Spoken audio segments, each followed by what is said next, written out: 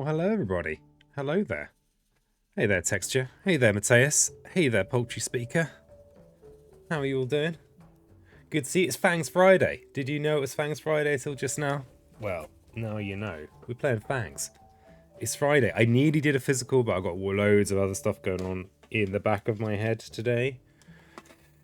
I might have to take a phone call in the stream. Apologies for that now. Perfectly timed cooking my meal, just have to tune to the bestest. Aw, it's kind of you. I've been, yeah, I might have to take a phone call from my grandmother at some point. I'm just going to apologise up front. Because her personal phone is broken on the ward, well, in the home she's in. And so it kind of means that sometimes if a carer is super nice, they will arrange for Gran to be able to speak to me, but I have no control over when or if they do that. And I've not spoken to her for a few days now. How are you biting today with fangs? Oh, be good. And hey there, Flap Eyes. Look at you and Poultry Speaker with your little trains. Alright, yeah, so we're fangsing it. We are fangsing it. Ooh, how do I want to fangs? What's the, I'd not got beyond the idea of Fangs Friday. Let's see. I mean, I think a bit of thematic is pretty spicy, isn't it? It's pretty spicy. Can be pretty cursed though, can't it? How deeply cursed can I play today? Well, Northwest is horrible, really. Yeah, it's all right. There's no starting beast on this island. Choo choo. We'll see. We'll see. Maybe go on west. West, of course, is also horrible, but at least the jungles aren't so bad. Not so. Oh, we even start with an extra beast. Wow. Easy. How sane you like to remain at the end of the stream? You should ask yourself. I'd like to be on a similar level of sanity to when I start, or maybe even a bit better. Maybe even a bit better because yeah, I've got quite a lot going on. IRL.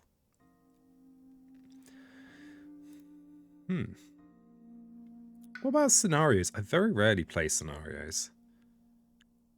God, the Ard's Heart is so fun. What's it even like? What's the special land on here? It would be this land, I think. The one wetland would be Guard the Ard's Heart. That might be very, very easy. Guard the Ard's Heart is so fun, though.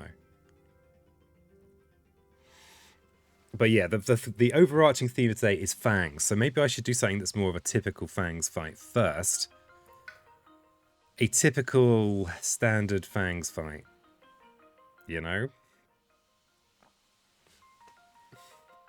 Dahan Insurrection Part 2. I don't know if I've got the spoons in the cupboard for that.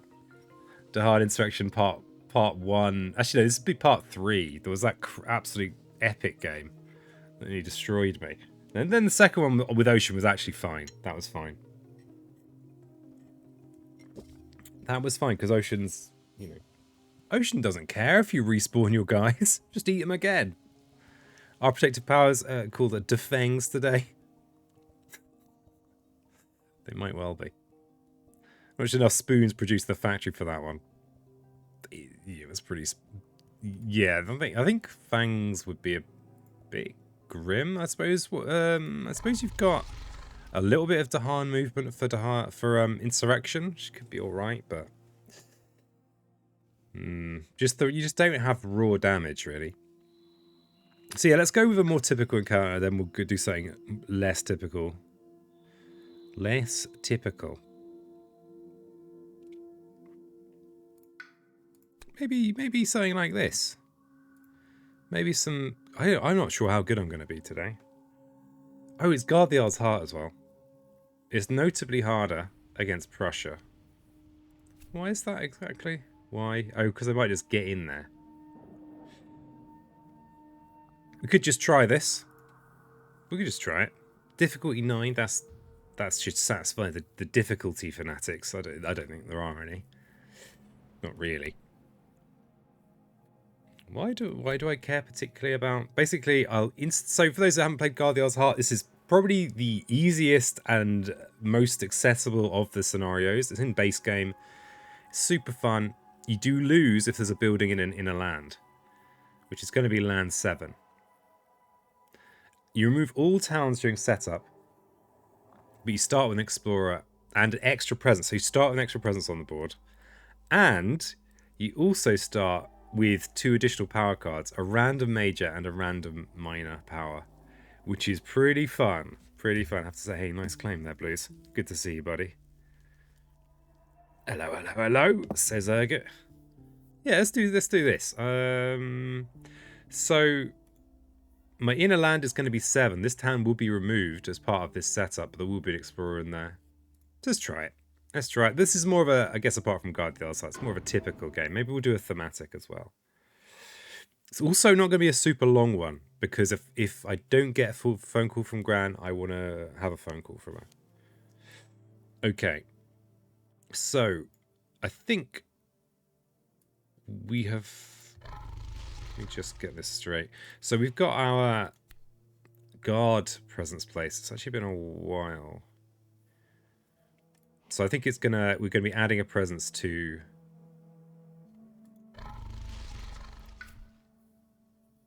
Yeah, so we start, that's our starting presence, of course, and then it's asking us to...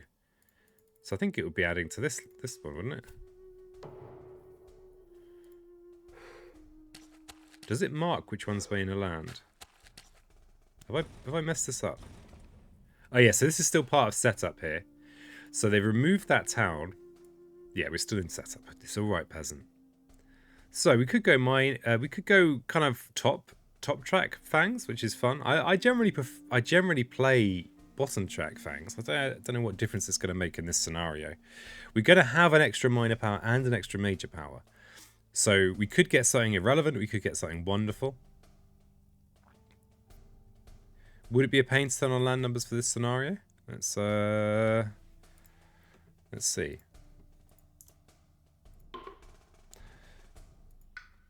I don't generally like the land numbers because they just look horrible to me. I don't see them when I'm playing with my physical copy. It's like I just don't even see them. In before Tiger's hunting first card. Yeah, well that'd be quite a short game. It is Prussia 5 though. It's not a bad matchup for Fangs, but I don't think I've got the brain power for really punishing game today. So this is our extra bonus presence. It's kind of tempting to go top to get to 2 really quickly. We've seen our opening explore its wetland, so that's not too worrying. Yeah, let's go top. Let's go top. And then we'll see what we get. Pen. Oh, terrible card. Terrible card. Oh, I love this card. Okay. Feeling optimistic so far. Oh, wow. Yeah, it's kind of good, but I'm sentimental about my beasts, you know. I'm not going to just be penting them up. But yeah, this is very good. It's even got the plant animal on.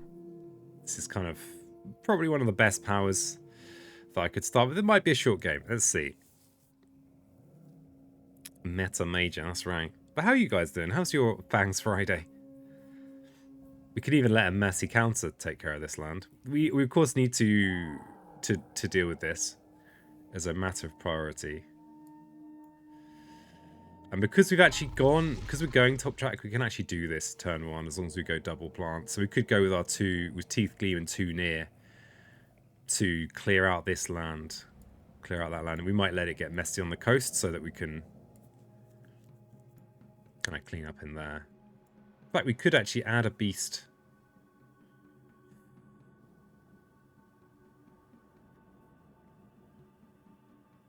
Add an extra beast in here. Yeah, this is looking quite good. So yeah, we'll add this after we looked at our card. It's Friday, can't really go wrong with that. Probably watch some fist fighting late in the evening. Nice. Some pugilism. Ooh, that's a nice little fear earner. Do enjoy a bit of fear against Prussia.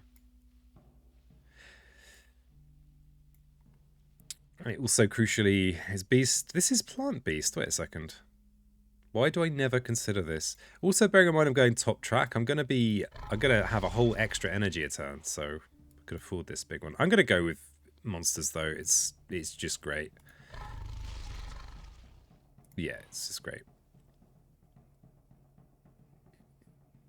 Reaching Grass was one of those cards, but I suppose it does mean things like Prey on the Builders become a bit cheeky, but we won't go there just yet. Yeah, we're going to get this plant next as well. Yeah, let's just go with this. This is fine. This is fine. So, we get our plant. We could actually put it over here. And add a kind of... We could just convert this one to a beast. Just for if they build, we might be able to do more in here. And we're going to convert this one to beast. We'll do that. And then we'll do these to just get rid of this explorer. I think. Yeah. This might be quite quick. We'll see. Went to McDonald's and ordered 2 large fries. They gave me around 75 tiny ones instead. Unbelievable. What's the world coming to? I'm sorry. I'm sorry that you've been dealt such a difficult hand today. Do we bring our presents to relocate? Yeah, let's relocate some presents. Let's not put it in here because we're about to let this land. Possibly have a messy counter in here. And as usual, if you have any questions, no matter how in depth or basic they are, feel free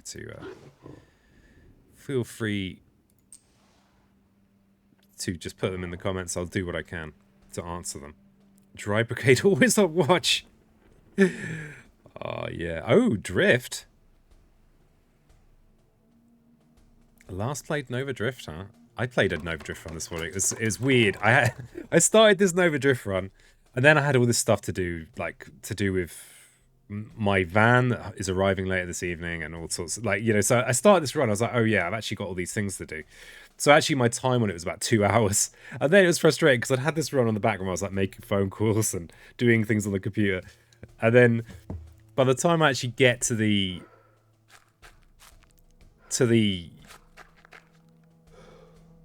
lost my thread there.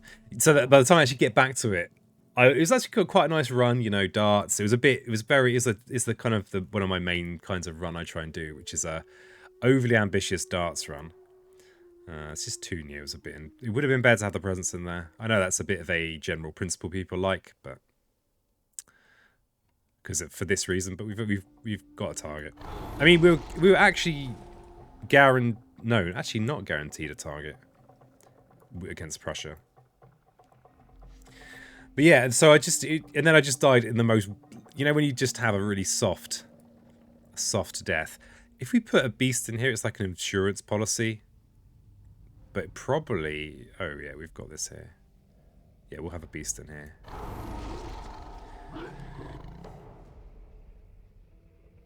Regarding the most expensive Piso prize, do some people start with Vikingness already? Yeah, Viking's already pretty flipping Viking. Cornered the market. You know, if you're thinking of becoming a Viking, don't bother. We've got a Viking. So we could have a messy counter here, and we could even use Pent-Up Calamity here if we can grab the energy, which we can. We can even presence to get to 2. Bit of the old pen in here. I feel bad for my beasts that I'm sacrificing, but that's just the way of the world, I'm afraid. It's a hard world.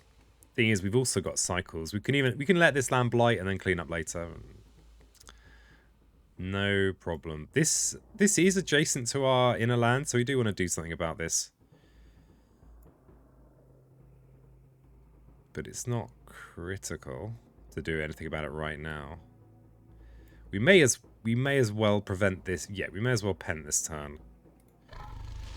So it's a presence, and then they will have exactly 3 energy. So we could play here. There'll be monsters just for a chunk of fear, which is probably okay. And we we will have the elements, because we've got animal plant here, to actually rearrange my presence and use Here There Be Monsters if we wanted to. Push the town out of here, maybe.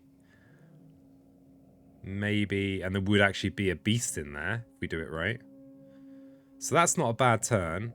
Yeah, let's go with that. So we'll look at, so even if we have 0 energy beyond Pent, while I'm checking this now, rather than just doing it, is I'm still happy with this turn. We'll prevent this. We'll clear this land before the Ravage. This will be a messy counter. And hopefully we'll push the town from here. Yeah, it looks good. So long, Fangs, for all the fish. Hey, Migrant P. Good to see you. How's Factoria these days? I haven't watched Rocket Science in a while. I've invented new and exotic ways to optimize production. I'm still building my base that's in a spiral. I'm having a lot of fun. Could look at a major here. We don't really need a major. Because we've gone top, we don't get those easy reclaims, and we don't like this reclaim. Yeah, look at a major. I think Terrifying Chase isn't really worth it. And because we've gone top track, our plant our plant animal cars aren't quite as crucial. We've got some winter in the UK. We've got 30 centimeters of snow or something the other day. New Scotland here. Nah, I'm just wearing my most comforting hat. You know how it is. Sometimes you've just got to wear the most comforting hat you can. And I know that because it can't be a super long stream, so that my head won't overheat mid-stream, because it's my best hat. In fact, I've got 2 of an identical hat. This is the newer one, the one that's seen less moldy boat action. Let's get. I don't think it actually makes any odds.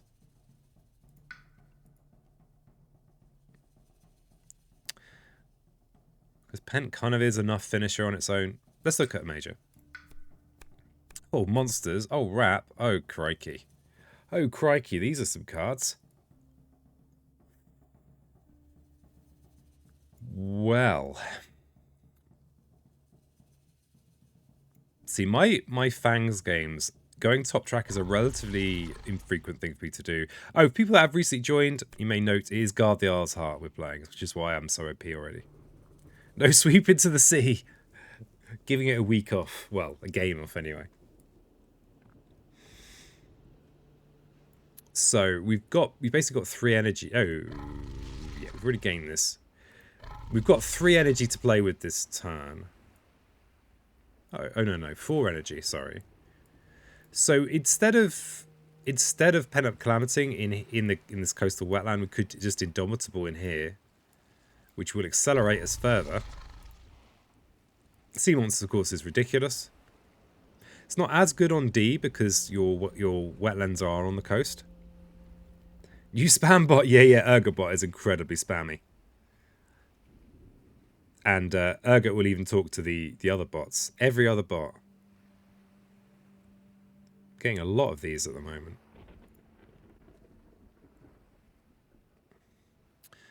I think Indomitable's probably the correct call. Because we've also got Cycles of Time and Tide, so we don't care about this coastal land blighting. Originally, the idea was a messy counter here. We may as well have a clean counter. Oh, the trouble with this is we won't have our elements, so we won't... See, we will still have our elements if we go with Here There Be Monsters, because we've already got this here, so we wouldn't get to do any damage. That's fine. We'll go with it. And we're unlikely to get Threshold, so I don't think I care about getting Terrifying Chase. Or we're not likely to get Threshold anytime soon.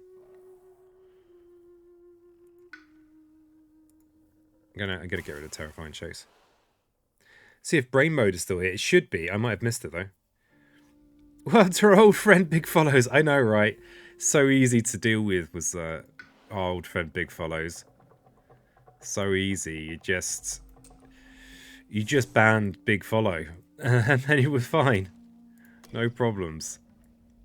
So we're planning to Here There Be Monsters in here to push this town out. Indomitable in here. This is going to blight. We can always fix this on a future turn with Pent. Is there a better way to do this? Yeah, I think this is... We don't want to let it blight more than it has to. It really has to. It has to blight to some degree. You can't just... You know, if you're skipping out on blight, you're skipping out on life. So I think now I'm going to switch to bottom track. Yeah, I'm going to switch to bottom track. So we're going to rearrange our presence to bring it over here. We could bring a presence from all the way over here. Oh no, yeah, we could bring this one over because it's got a beast with it. I don't think it matters. Actually, I think it might help a bit. I want to leave a beast in here just in case, just for superstitious purposes. We'll bring this one in. Bring the presence. And we'll push you in there. And we'll bring the presence. Hey, Seamus. Good to see you. Hope everyone's having a good Fangs Friday. Urbanization, you say? We care not for your urbanization. Oh, what have we got here? 2 to harmful land with a city to one without a city. Well. We'll have another one to harm in with my presence. We could. How many have I got? I've got 4 to harm with presence. I'll just double these up. So we've got a good news ravage and a bad news ravage. Hey, nice claim, Mr. P.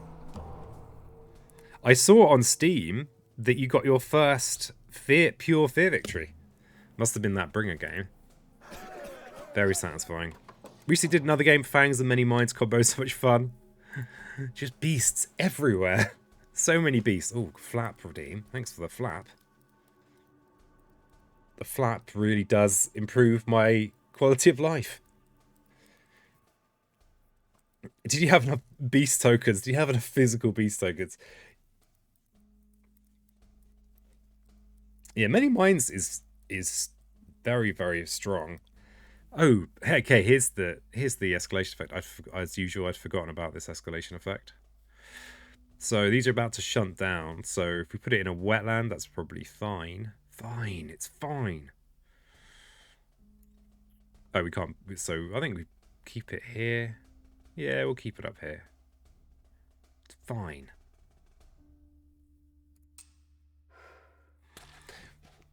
Why see there's a cooldown on hand flapping? Yes, there is. It's actually quite short. Because I think in general it's a reasonably good thing for me to do with my hands, you know. Okay, so we're gonna hear there be monsters in here. It's just one, isn't it? Yeah. Just the one. Cheeky explorer in here, so we need to do something. This is high priority to do something about. Get a nice bit of fear going.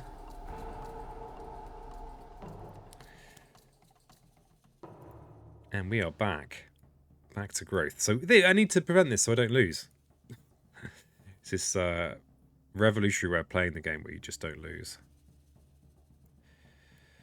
So getting R and 8 is of importance. So Pent actually, we kind of need to play Pent to get our damage. To play Pent to get our damage, we might need to grab extra energy, because to get the other beast. Oh, we're gonna get our third play. It doesn't matter. Are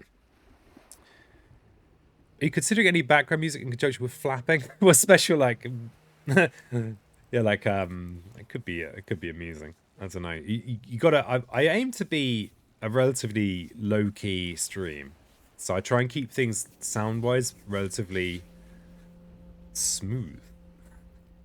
Not too much like jarring music effects.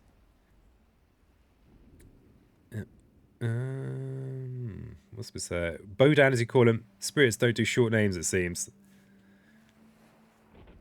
Actually, the thing about the name shortness is a thing. So yeah, Thunder Speaker is the shortest name you're gonna get. A little bit of elevator music, yeah, just some like special flap music. Thunder Speaker was originally named Bright Thunder Roars. Oh, wow. I did not know that. Once more showing what a fake Spirit Island fan I am. Yeah, I think I actually need to gain the energy to play Pen with Prey. Or... Yeah. Yeah, it's actually an easy trap to fall into with Fangs, is actually not having the energy to reclaim like this. Easy trap to fall into, so don't fall into that one, everybody.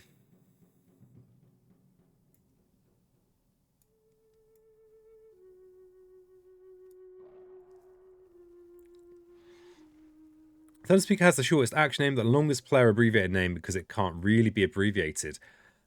Some people call it TS, but even then, yeah. So we need the energy. We're going to be preying on some builders, huh? If we were feeling really jaunty, we could just prey on the builders instead. Actually, that's true. But that's a bit jaunty. I'd rather not be doing that. But actually, we can't prevent this build. We could just prey on the builders. I mean, it's a guaranteed build prevention, right? It's guaranteed. We could prey in here. Then we could pen. And we've got this ravage. We could... Then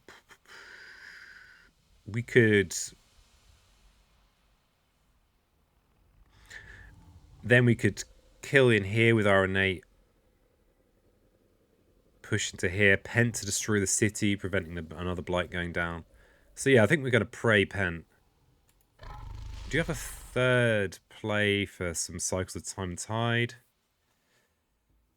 Yeah, so sorry today. I've apologized once already, but anyone that's joined recently, I will have to take I might have to take a phone call from my grandmother today.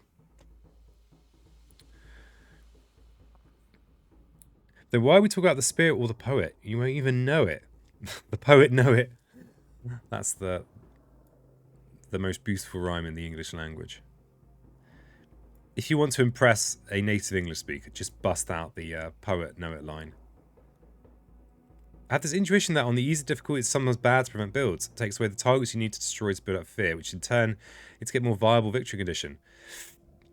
That is very occasionally true. Very occasionally.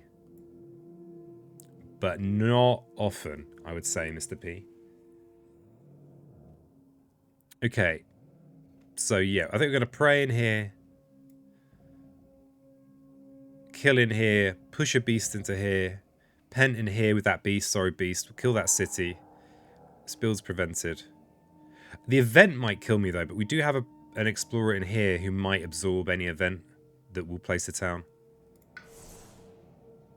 So... And we could tack on cycles. It actually might not be a good use of energy. And oh yeah, we could also put another beast in here. Yeah, if we put another beast in here, it's just gravy, really, isn't it? It's just gravy. So if we play Pen and Prey, Ocean likes to let builds go. Yeah, I think I'd say that's the one spirit that really can benefit from cultivating a few invaders on the coast. But almost everyone else is gonna, it's gonna want them to. Like, I think it, yeah. Mutter. So we're going to be at Reclaim 1 soon. Do we want to remove this blight? See, because our income is only 2, I actually think we want to keep an energy. What the energy is also going to mean is that we can reclaim cards with this cost here without doing this, which means we can keep placing presents. You've got to keep placing presents.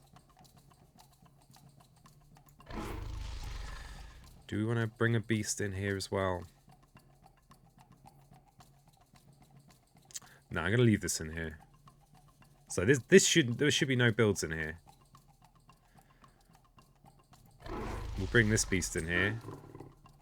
Kill this explorer. Bring him in there. And we can pen in here. Crikey, I've not quite realised that I've got that Prey actually is moon animal. I'd not quite realised that. Sorry. Yeah, Moonfire even. Interesting. Okay, so we're going to remove... given that we've already got a 1 damage Ravage here, that might, you know, that might be enough to blight the island, I'm actually going to remove both of these beasts here. Just to safety first, so that if we do get a blight from this, we won't have one in here as well. Okay, what have we got for the event? New species spread. Transmute is almost certainly the right thing to do. It generally is. Got some disease and an energy. Yay, law-friendly event. Yeah. So do we have any... Could let go of here, there'll be monsters, or maybe even Teeth Gleam. Teeth Gleam...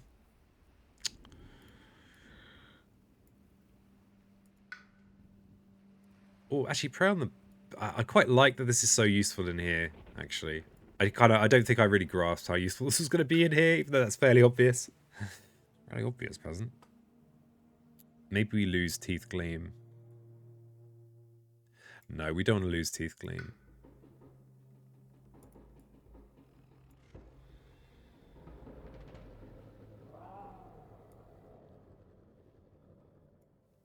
So what do we lose? We can discard this. And actually just... Oh, we could just discard this. Let's just discard that. Silly peasant. I always forget about this discard one. Like, I always go straight to forgetting or paying. Just discard cycles. Yeah, the thing is, Mateus knows.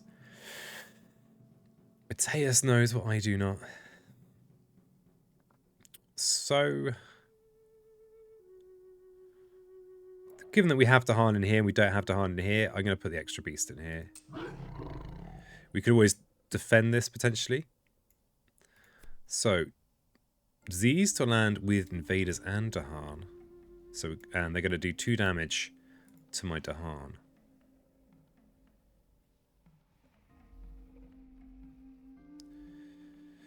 We'll put the disease in here.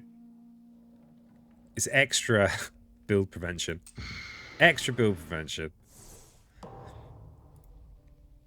Alright. Each player removes an explorer from land with a beast, disease, or at least 2 Dahan. Okay, we could triple prevent this build. I think we still want to do this. Each player moves and explore a town from a land with beasts. Well, okay. I'll take it.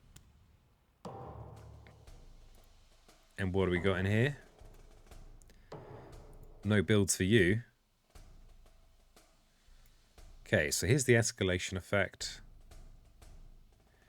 Where do we want to put it? Probably over here somewhere. Turn on CC. I think you're trolling me, Flatty.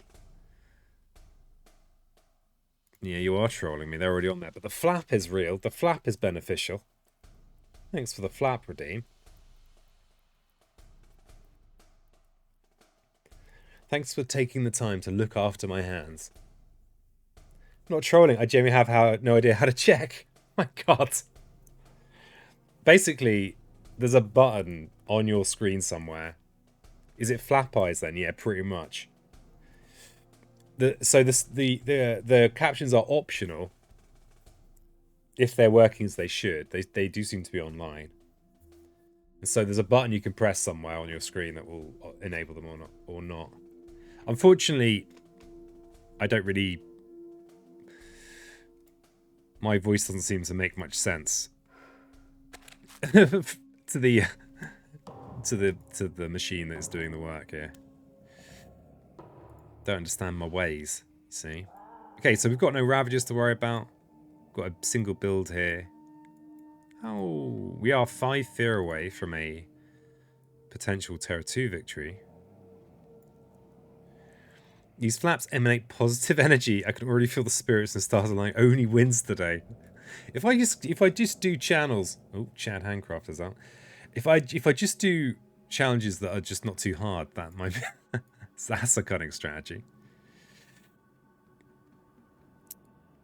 Very cunning strategy.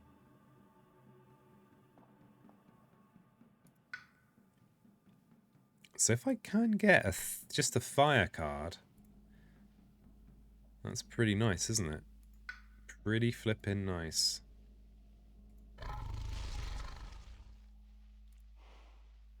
Yeah, okay, let's look at minor power. Machine is doing the work here to stand my quasi... What? Oh, is that what... Is that what the subtitles are saying? Slang how I know. I know. It's my metamorphosis into Chad Handcrafter. This has fire and it's cheap. And it's a good card. It's a good card. It's rarely what you want as Fangs, but we might be able to use it to finish. I mean, it has perfect elements for Pent, so, you know, let's not complain too hard. We'd have to skip our presence placement if we want to use it this turn to get the Pent threshold. We don't really need the Pent threshold, it's just me being sentimental. Ultimately about my beasts. I like to keep my beasts around, you know?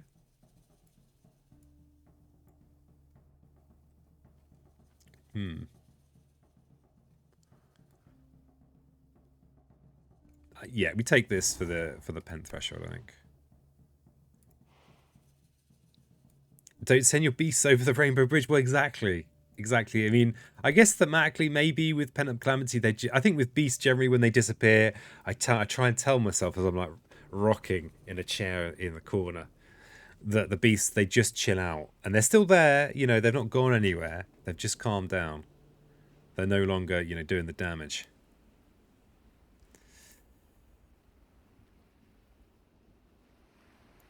I feel like the wind's probably here if I look hard enough for it. Because we have five fear. Wait, I mean we could even use Land of Haunts and Embers to generate 4 fear. Actually, maybe it's not just here. Maybe it's not just here. Yeah, we need to. Yeah, do we have mutter mutter? Do we have proper damage? Not really. Not really. There's no wild rush though. Do you have? I mean, we could use Prey on the Builder's pen. So we can actually skip placing a presence. The nice thing is it would keep our beasts here on the coast where they can we can bring them over here eventually. They've gone to the spirit farm. They're happy there. When pizza removed, it's because they've eaten too much and now you need to go lie down in a comfy food coma for a while. Oh, like just by the fire. You know, they just curled around the fire. Yeah, I like that. Like after they do this frenzied assault, they're just all tuckered out. That's what it is. Phew, that is a relief. I might skip growth here. Why, though? Is that good? Is that good? What I'm thinking is prevent this build with prey. Pen in here. Well, in the opposite order. And then just have this to keep my beasts on the board because I'm feeling sentimental. They will be useful to have. We'll incidentally get our innate as well.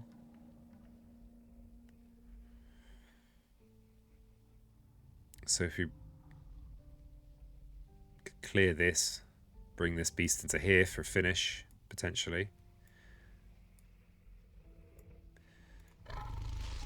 Oh, yeah, these aren't good. Isn't immediate going to do anything for us? Of course, to play all these things, we need an extra energy. We could go with this option. I'm not actually sure that's worthwhile. I think preventing this build, smashing this is pretty good though. Yeah, I think it's worth. Or we could do a budget option. No, we have no budget option. I think we take the energy. Wow, didn't place presents. My life's a lie, turns out. And we can make an extra beast. We could store up beasts in here for a kind of grand finale. How many presents have we got? Plenty. It's actually friend Zedasaur, as in storming their friends playing board games. Confirmed information. Yeah. They just stayed up all night playing Dominion and they're exhausted.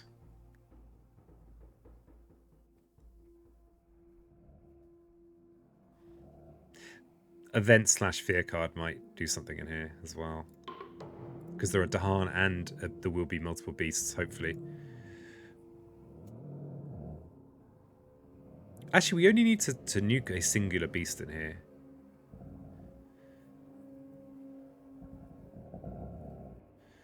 Actually, yeah, I think I'm wasting resources a little bit this turn.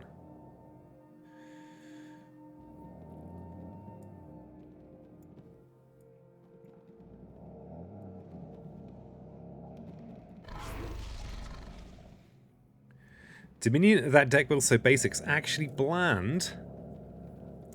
Harsh. Harsh words. Didn't someone's just picked it up recently and was having a good time with it. I think maybe once you've played a lot of Dominion, it might feel bland, but I think it's a cracking game. A cracking game. So we are 2 fear away from Terra 2. So hopefully we can I feel like was there a way of doing this?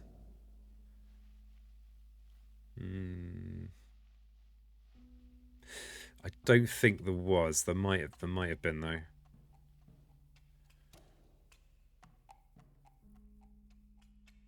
Yeah, I'm gonna push all the beasts in here. We'll pray in here. Bring this beast to here.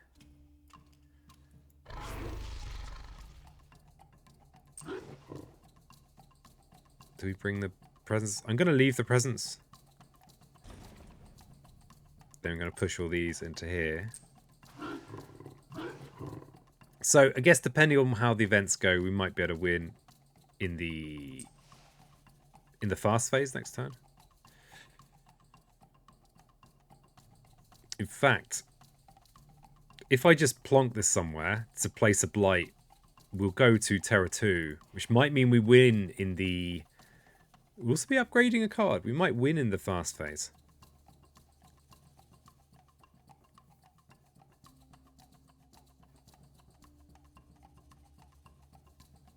Actually, let's do this. Let's do it. Slightly silly, but it's fine. So we're going to place a blight down. Oh, I don't really want to push these guys. It's a disaster. No. Do the less. I'm just going to do the less stupid move.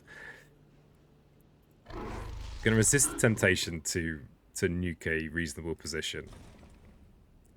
Get the idea, it has historical value, but in this world we're having so much better deck builders. Yeah, I mean, I can't see if I actually gave away all my Dominion. I gave it all away. Just blight in here.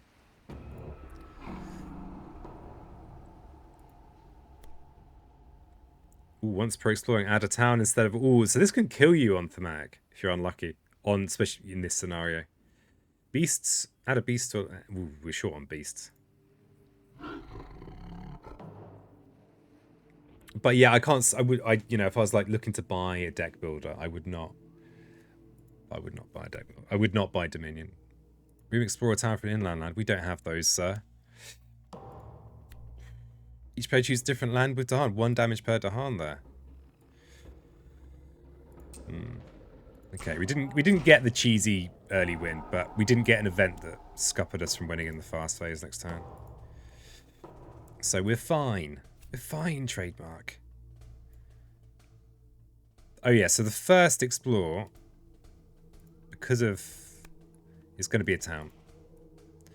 So if we make the first explore happen in here, it would be cool if it reminded you. Does it remind you with the eye mode? So we'll bring that first town in, and then we can kill it in the fast phase. Someone had to be first. Yeah, exactly. I mean, and like when I first got it, I remember it quite well for me. And it was an amazing time. It was when I first got into sleeving as well. Everyone remembers the first game they sleeve because the cards got so grubby. You know, it was just filth all over them. So yeah, this is done. We'll just get our pen and finish it. Oh, actually, wait a second. I say that. Yeah, it's fine. This is fine. We just pen. Oh, I'm getting sentimental now. Let's not be sentimental.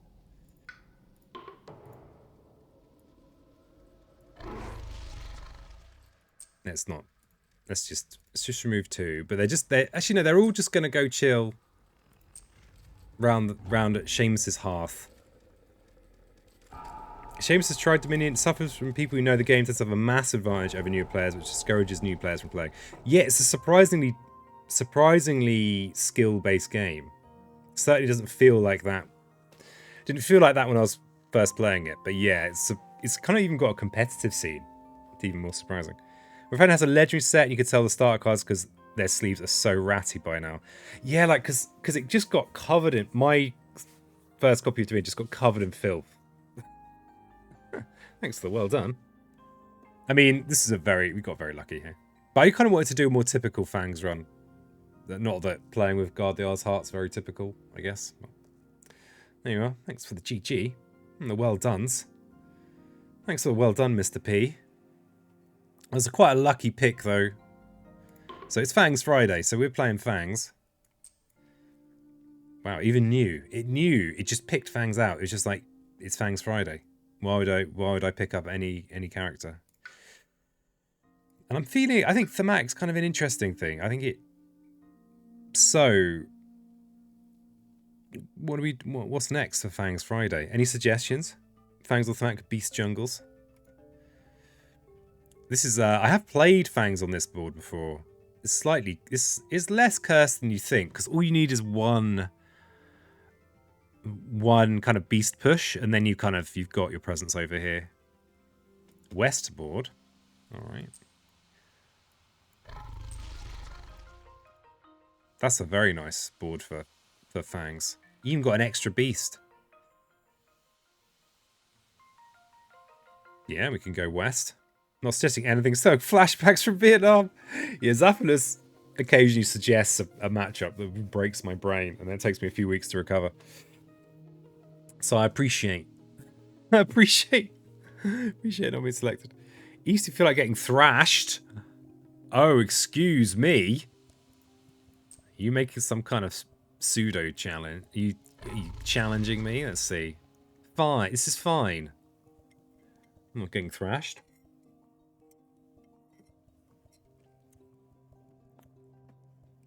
This is fine.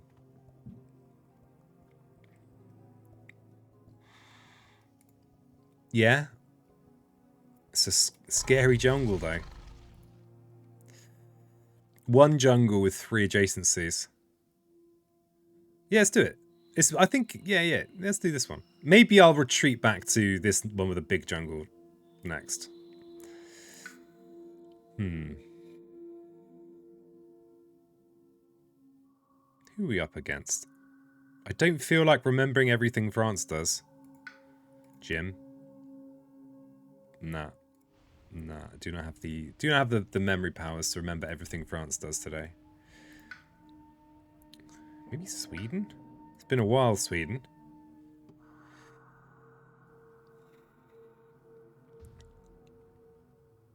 This is fine if you're River.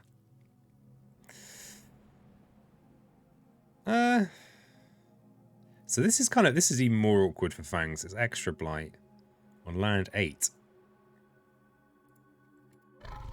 What would that even look like? Extra blight in here. I barely even noticed it was there, honestly.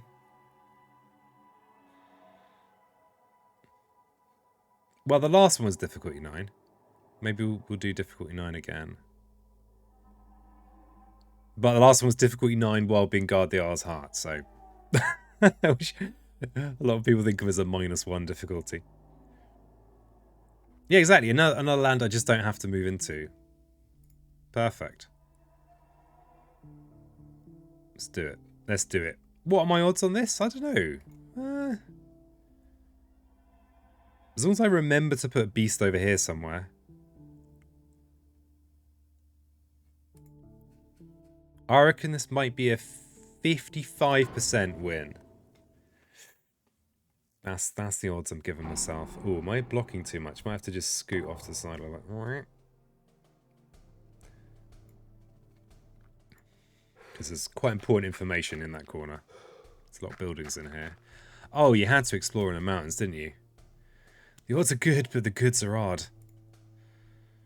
Okay, so it wants me to put a town somewhere. Oh god, this is not ideal.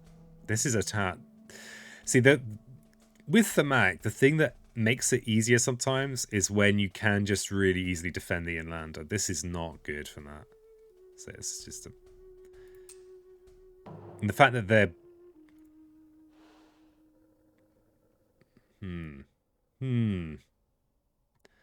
Well.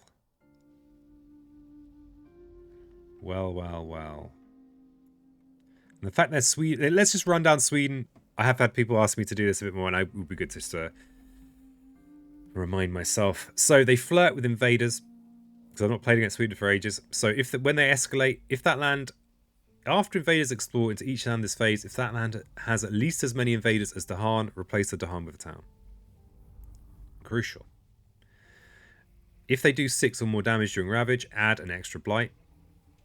The extra one doesn't cause cascades. Extra setup stuff, we can just see that on the board. This is the thing I often forget, is that they do... Towns do 3 damage and cities deal 5.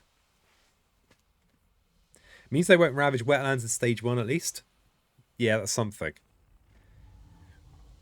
Mountains are quickly going to be Nanga Parbat in terms of being inaccessible. Nanga, is that a very inaccessible bit of mountain, I guess? Just working it backwards. So there's this effect, which I think I often just completely forget about. So after a ravage,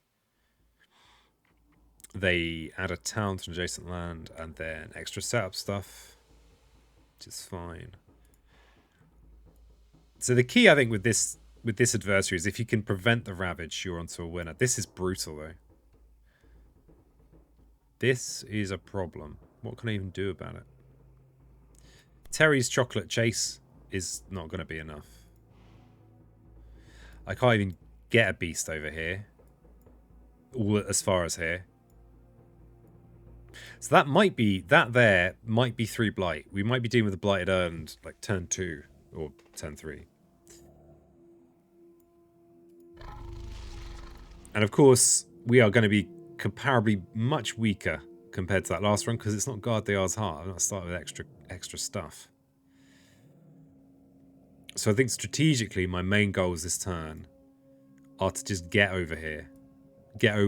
Have it so I can actually target this side of the board, which is probably move into here and then push into one of these lands. Probably this land.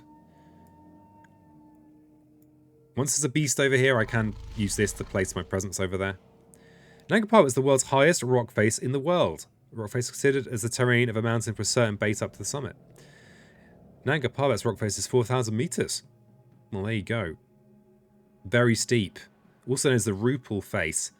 This man has killed more mountaineers than climbing from the Diamir face or the East Ridge. Well, blimey. Dangerous mountain. Watch out. Can't even get over here for prey. So what do I do about this?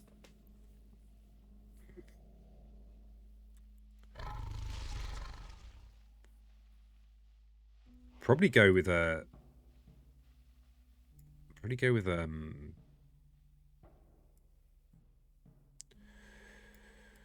So we can get to here for potential targeting here. By the time they've built, though, that is a flipping huge ravage. Because remember, cities and towns do extra damage. Be like a 10 damage ravage in here. There aren't many cards in the game that will help with that. Though I suppose Winds of Rust might help, but then would I have a Sacred Site over here? Also, I need a major power.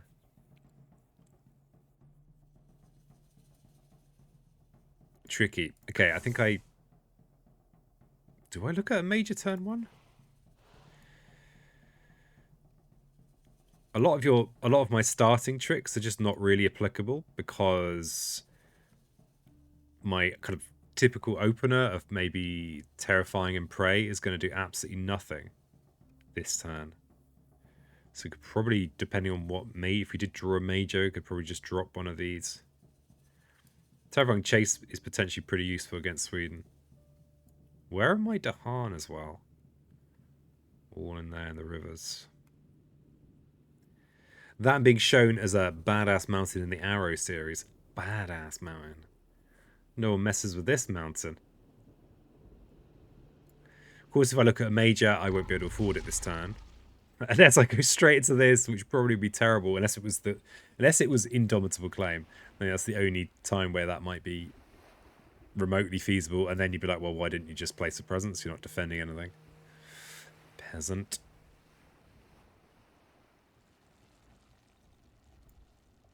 Trying to think what minor powers would even assist with this. Then there's this mountain over here. So actually, I should be pressing to here because I think this is nothing I can do about this. So maybe I drag a beast into here, push to here, so I could maybe influence here with a minor power. Okay. Look at a minor power then. Nature's Resilience. That's good. The Sacred Site requirement can be mildly painful for Fangs. Rotflies is also a card. I think Resilience gives me a possibility of not losing very quickly over here. I think my odds have plummeted down to 27% now. From a resounding 55 down to 27. Okay. Sorry, I've got to check in on Gran. So I'm just checking these updates. Okay, well, no, none of us can actually get through to speak to her, apparently. Because we live in the medieval times. But apparently she's feeling better. Okay, that's good. We live in the medieval times.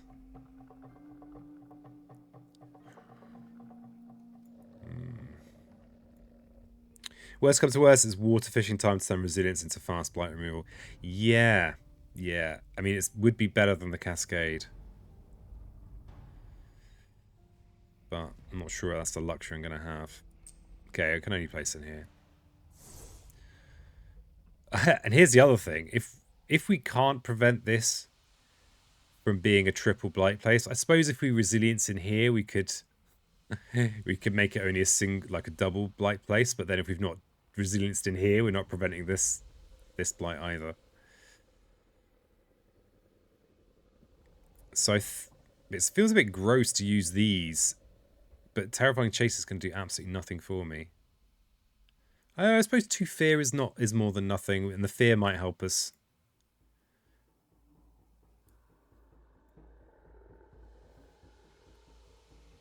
But yeah, like high priority is moving my presence. I suppose we could use Terrifying Chase to... No, we can't use Terrifying Chase to do that. Hasn't you drunk?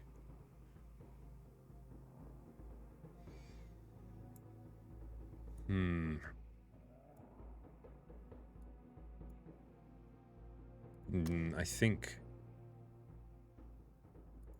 something like this. It's an expensive turn.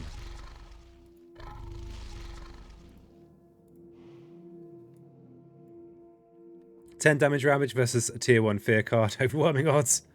So quite the wetlands. Yeah, Mr. P. This is a thematic board. It's pretty wild out here. It's a very fun way of kind of boosting a different way of boosting difficulty and getting a kind of epic feel that Two Spirits has without having that massive decision tree. Pick a 1 card that stops Ravage being adjacent to 5 Dahan. Which is the case. Yeah, we do start with 5 Dahan. Here. So given that I might be instantly having a Blighted Iron, I'm not even going to turn this into a beast, which does not bode well. In fact, I probably is better to gamble on the fact that not getting tipping point. The thing is, though, that tipping point has got, I think, is a pretty good blight card in general if you survive. Hey, Tet, good to see you.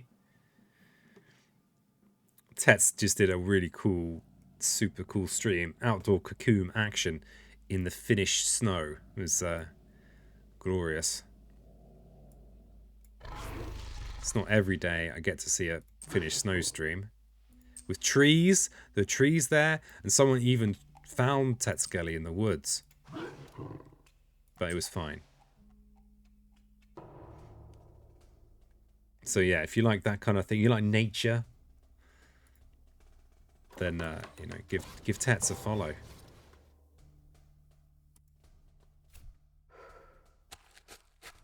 So I know that a lot of you in here know each other already, but you might not know Tet. Norgate Beast is a mistake. You're severely undermanned for targeting right now. Yes, but walking into an instant loss, I think, is also bad. Also bad. I guess we got... Oh, we kind of got lucky with this, though. That's a reprieve. But the fact that this is a 4/4 blight means that we need to have 4 presents at the start of next turn. Otherwise, we could just lose. So I'd say, in this case, not getting a beast is not a mistake.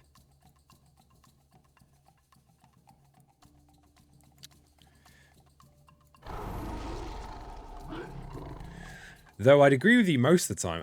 I think part of the reason that people I don't think it's as true as it used to be.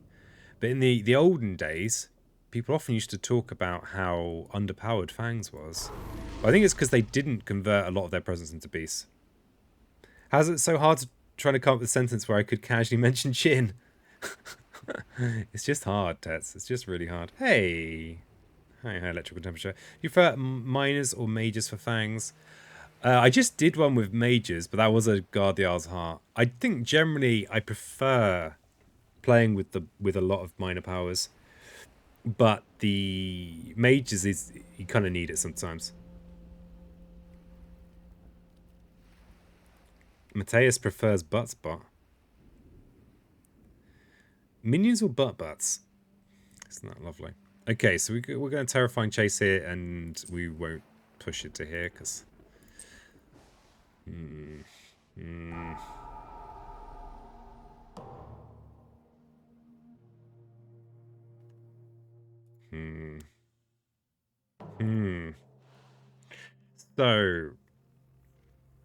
So this, remember, these are Swedish, so that's 5 damage, that's 3 damage, 10 damage here, 3 damage here.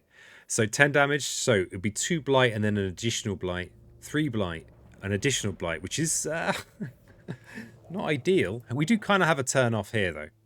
So it's not absolutely disastrous, but if we don't place a 4th presence, we could just lose.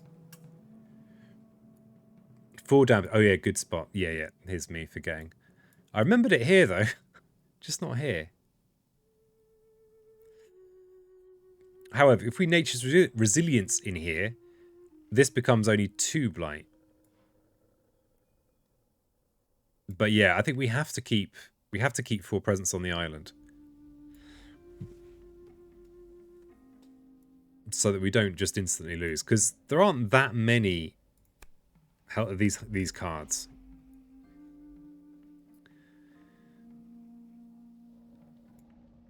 Can we don't have a...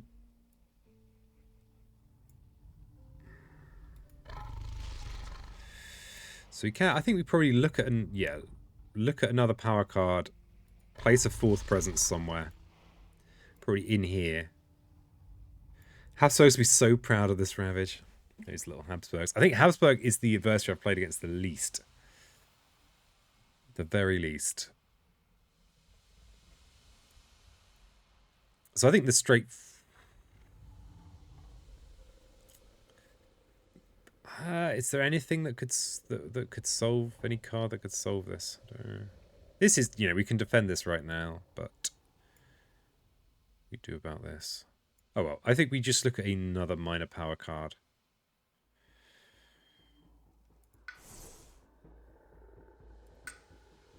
Let's see.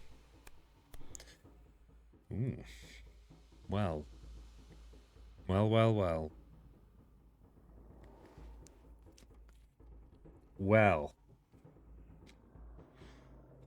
So we could use Enticing Splendor in here to drag this town into this land. Or if we move our presence with our innate. It's also nice and cheap, which we like as Fangs. If we're going bottom track Fangs, it's weird because top track Fangs has really only got this extra energy here. I think most of the time people go to about 2 and then come back down. It's weird how this 1 extra energy makes such a big difference, but it does. Any plans on going physical versus Habs in the future? Their cow farming structure at Stone Town seems challenging. With the physical, I think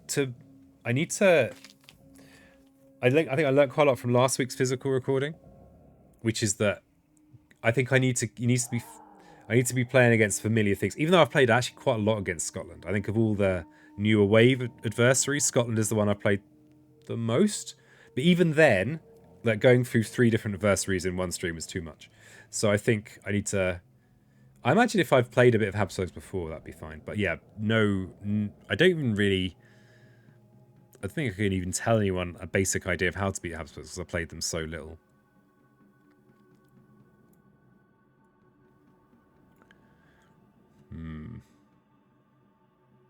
See, we're now in stage 2 as well.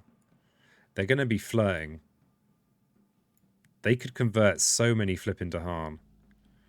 If they get River, they will convert 3 Dahan. Horrible.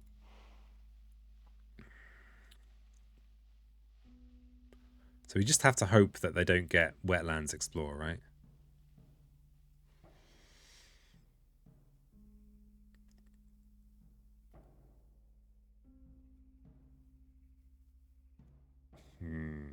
But yeah, I think this is the pick anyway. It's got plant on, which we like. We like a bit of plant. Speaking of Physical Spirit Island, Promo Pack 1, Wildfire Snake is back in stock at Greater Than Games website. Amazing. As of yesterday. I'm sure I've heard people talking about maybe the other one came back in. But that's good for people to know. They're definitely, and sometimes people ask about whether they're worthwhile, and they are.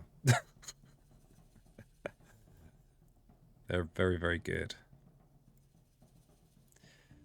So we'll put a presence over here where we don't have much presence. This is our only relevant place, but we need to. Wow, we don't even have a fear card. Oh, we also need the Sacred Site for resilience. So I think what I'll do is I'll defend 6 in here, which will mean that it's only 2 blight. We will still have a healthy island. Oh, so I could actually afford. Now, it's still kind of risky. So what am I talking about? See here, if the invaders do 6 damage, then they add an extra blight. So doing a defend here won't prevent all of the damage, but will prevent a little bit of it. So that's what I'm talking about.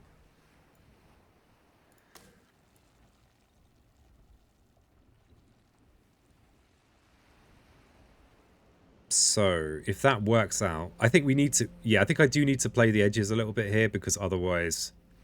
So yeah, getting Enticing Splendor has meant I can only have 2 blight placed this turn instead of 3.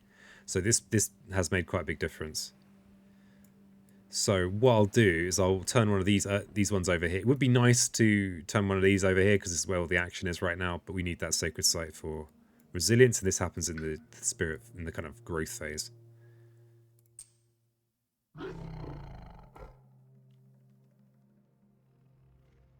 But yeah, if we hadn't drafted, if we hadn't gained a card that could help us with here, then I mean this might still backfire because there are events that will mean a singular invader will do enough to blight a land. So, but this extra beast does potentially represent a kind of a powering up. So we'll gather this town. I think generally every turn we can keep the island healthier, a bit more healthy is good. I suppose we could actually have used this to bring a beast over here with the presence, actually. So we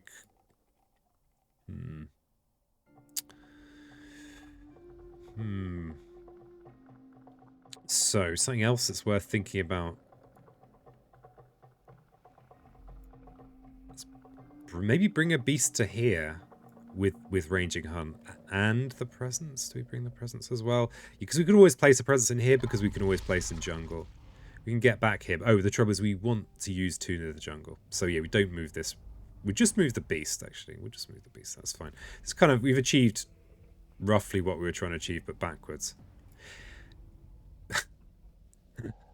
What do you even mean, peasant? I don't know. I don't know. It's very easy to forget you need a jungle presence for your starting cards. But I'm a Spirit Island professional. What if Instruments of their Ruins going to come into play here?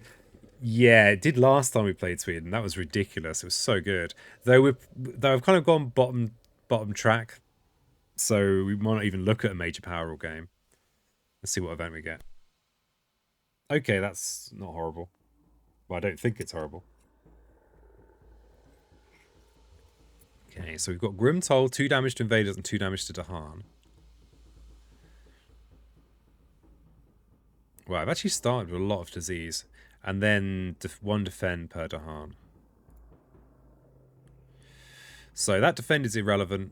And we've got to move a town 1 or 2 lands inland.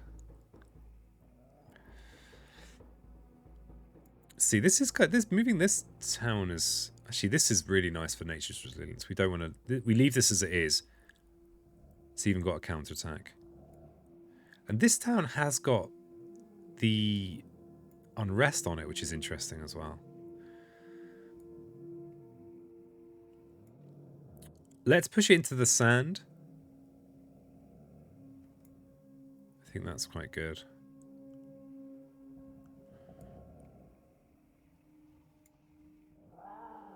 Yeah, into the sand. And I think this is another good thing with Thematic is that with the lands where there are fewer of them, you can generally, you know, push everything in there. It's fine. And we've got some disease damage now. So given that this is such a nice counterattack, and this one we're not going to lose any Dahan, so we'll do it in here. Move the strife one, deal damage to the disease one. Sad to see Dahan go though. I think it's always worth keeping the Dahan if you can. Well, actually, that's not always true. I think sometimes against Sweden, you might want your Dahan to die so they don't get converted. I mean, we're going to be pretty sad if this is a Wetlands Explore. Pretty flippin' sad. Okay, we'll have the good news Ravage. Bad news Ravage. Oh, so here's the extra town that they've placed, which is the rule that I've forgotten already, which is Mining Rush. Add a town to an adjacent land without buildings. So this was the only land without buildings, so we didn't get to choose. And now this Blight's going to go somewhere. So because wetlands are potentially such a big problem, I think I'm going to push into the mountains anyway. So I'm going to put the cascade in here. Because if we have to try and do everything we can to make the wetlands, when it comes up, not an absolute disaster. Oh, you're doing it this way. Yeah. So that's what I'm pushing in here, even though we're kind of double stacking our mountains for failure. If we get a mountain, if this is a mountain card, then we're in real trouble. There's no Dahan in here for counterattacks. If I place a blight in here, I can't even use Enticing Splendor to bring Dahan in here, which is it's a pretty nice thing we can do.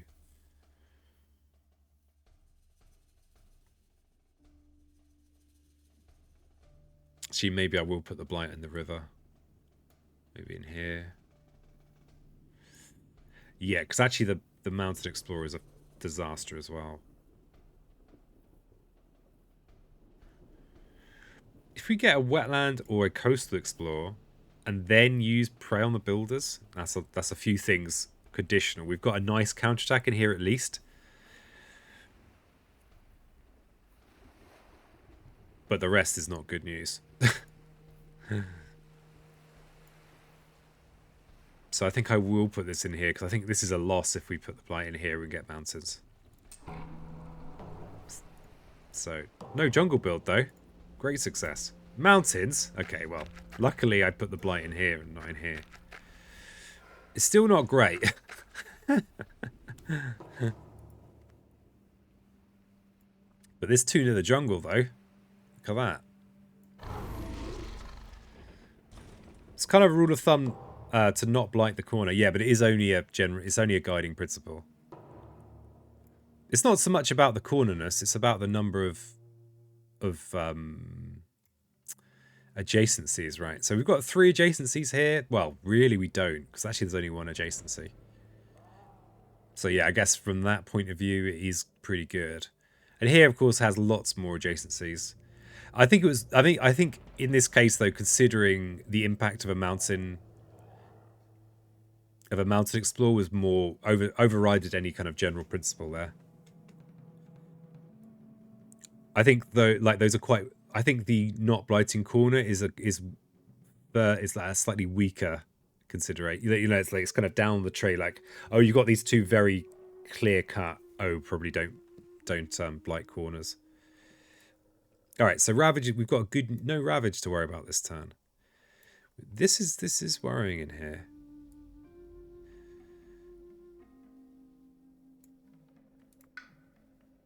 The only new tool in the kit, I guess we've got resilience and splendor. We could prevent this city build.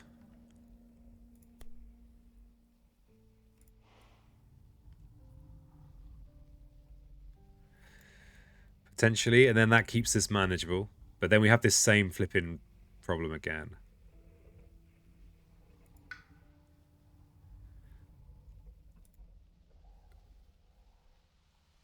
Even if we, say, did some enticing splendoring and... if we enticing... You know, it's that thing if we could stack all of our turn to try and make this okay.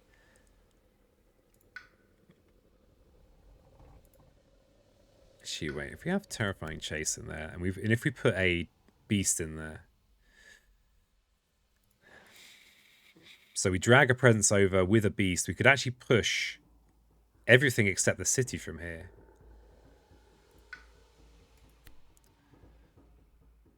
And we gain some fear, which is not to be underestimated.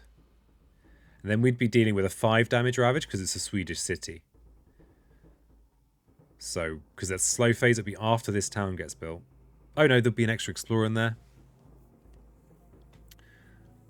That's weird. Why didn't I see that? So, it will be 6 damage, which we could defend potentially on a future turn with resilience. So we'd only be looking at a double blight ravage in here as well. If we make a beast in here, so place a presence here, make a beast, gather into this land, and then push. We could actually put a presence in both of these lands. And we could prey on the builders in here, and we could Terrifying Chase in here. Kind of just thinking out loud here. Would this actually work? And then we'd have no build in here. So this would be a... Remember, this is 3 because it's Swedish. 5 damage in here. And after the push, this would be a 6 damage in here. 5 and a 6. We can only defend one of those. With our existing cards. Which is with this.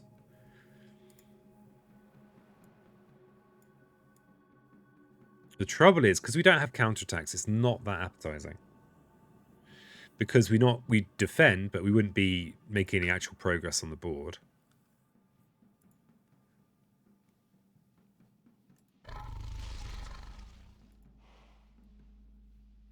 But it probably is... So if we look at a minor power, we'll get an extra energy, and we'll be able to... So this kind of energy here would kind of counteract this energy here. So we'd have a total of 2 energy. So we could go something like Prey, Terrifying, and we could use Enticing Splendor to bring Dahan into here at least for a counter if we get a decent enough defend card, which is it's possible.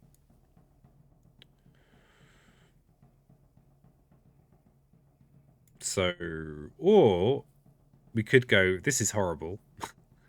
and try and look at major powers, but we're kind of on the wrong track for that to be particularly nice.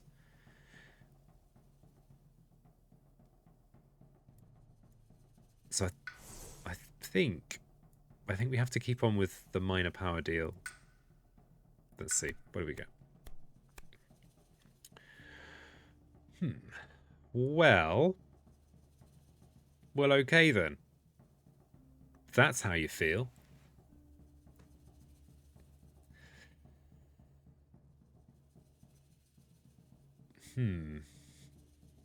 So,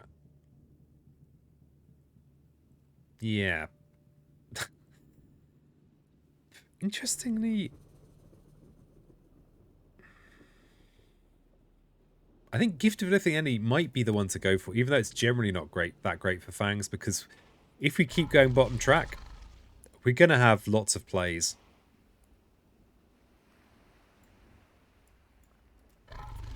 The fire also could help us from the point of view of Frenzied Assault. And the extra energy might be worth having a Sacred Site instead of a Beast. Because then we might get a chance to grab a major. I think we're more likely to potentially grab a solution for one, well, or like a decent defend card, or something like Winds of Rust and Atrophy. Encompassing Ward is just these two defend. It's just not enough against Sweden. Growth is more tempting than either of those. And it is water as well, which does potentially mean we can use Resilience for fast blight removal, which is very strong.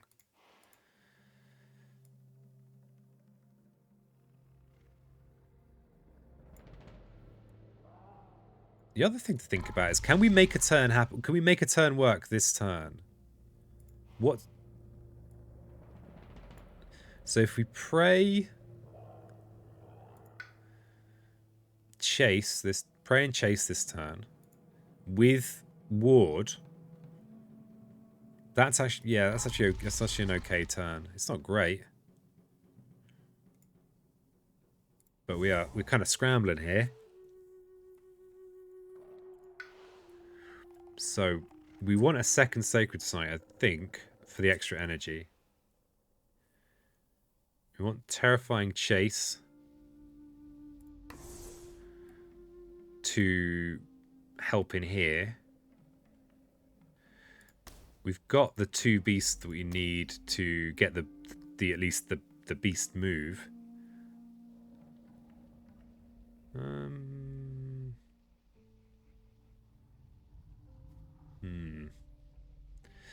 So, as we don't have the elements for damage, I think we have this extra energy.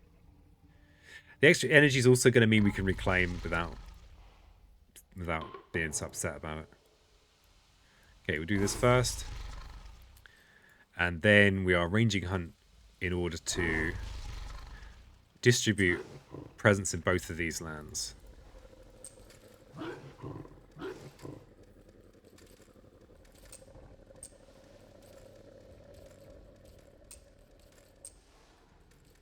Okay, and then we're going to prevent this city building here. We don't want to gather this. Okay, heavy farming. Each town does +1 damage. Well, that's it doesn't matter because we've got no ravage that matters this turn. Ooh, we'll get a bit of bonus damage with our beasts. Add a Dahan to a jungle or wetland with Dahan. Is it each beast? Each beast. Well, that's good. Thanks, beasts. So, I think the thing we want to bear in mind is, can we prevent the escalation effect from yoinking our Dahan?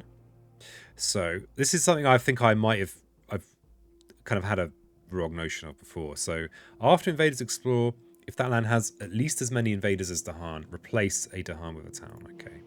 At least as many. So that's basically... So here, if we add a Dahan, it doesn't change the conversion. Same here. But here it would make a difference. So I think that's where we put it.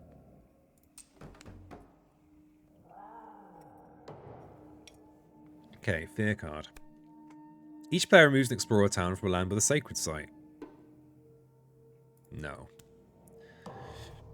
Jungle Ravage is fine. There's no one there. Mounted build. This one, of course, prevented. Coastal. Okay. That's not too bad. So we don't have a sacred site adjacent to here anymore. Hopefully the disease will prevent the extra town being built. Okay, so now we Terrifying Chase in here. And quickly double check. So yeah, we can push a load of people out of here. So we'll push to here. Now these Dahan might be in trouble, but these ones at least are safe from being yoinked in the Explore. And if we did get some kind of mass damage or a big defend card, then that'd be nice, wouldn't it? That'd be nice. And that's a wee bit of fear. A wee bit. Okay, so we're back to growth, and we've got this 5 damage Ravage and a 3 damage Ravage. No, sorry, a 4 damage Ravage. So we've got at least a one defend. We also, if we place a presence in such, we could yoink this town out actually with our Enticing Splendor. In order to use Enticing Splendor to yoink the town out, we're gonna obviously need to have it in our hand, which is nice. But we're gonna need a presence in this land to do so. I turn back for 2 minutes. Oh, it's still healthy. Good news, Ravage all across the place. But it's not. It's not perfect. We've been lucky. The wetland card hasn't shown up. We've just had coastal.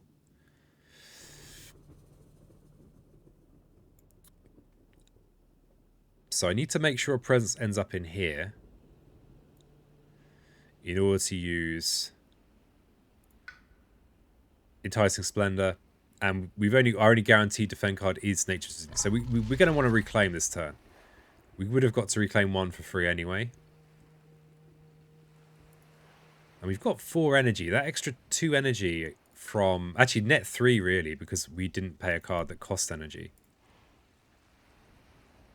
Feels pretty good. So we're definitely reclaiming, and we always want to be placing presents. And we've got enough 0-cost cards as well that it should be okay. And the 4th play should mean that we actually get to do damage with our innate. So yeah, we do this first because it might influence where we put our presence.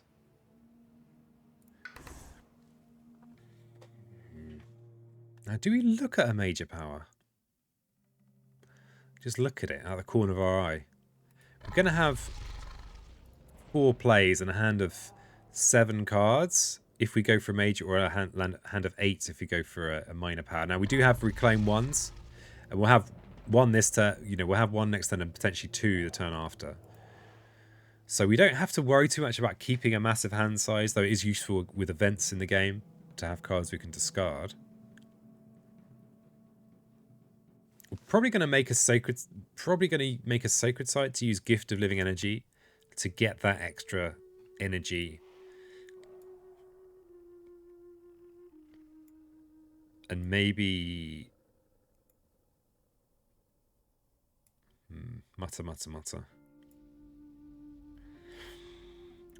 So, if we play these cards here... We're placing this turn. Next turn, we'd be able to reclaim 2 cards. So actually, this is enough minor powers to make it work for a couple of turns without reclaiming. So I think it is a good turn to look at a major power. Now we're unlikely to be able to use it this turn, and then I'm thinking, well, what if we got Tigers Hunting? Would we use that? We probably would, but our cards that we are planning to use this turn are Resilience and Splendor, and we'd ideally be playing probably Tune of the Jungle as well. So yeah, we can't afford to play a major this turn, even the cheapest major. So I think Do we want to look at one for a future turn? Yeah, I think we do. I think we've got something that gave us an action skip, something that would give us a big defend. Let's look at a major power. Let's see what we get offered. Blazing Renewal, huh? Let's see. What elements line up for us already? Dissolve the bonds of kinship. It's just a... like, one of the reasons I like Starlight is I think, oh, dissolve the bonds of kinship. One day I'll make a dissolve the bonds of kinship Starlight. Because it's so easy to make elements, awkward elements work, but... Out with Spite Iron's going to throw jungle hungs at me. No! How dare you? Damn it, Island. So... this could, in theory, be... you know, this should be good against Sweden. Really, because we're removing...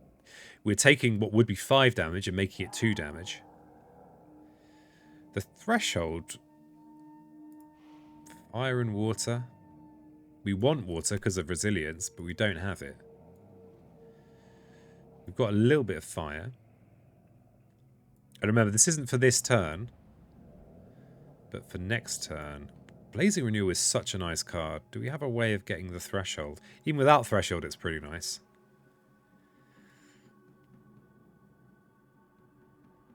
Fire and mountain. We've got a little bit of fire, a single mountain.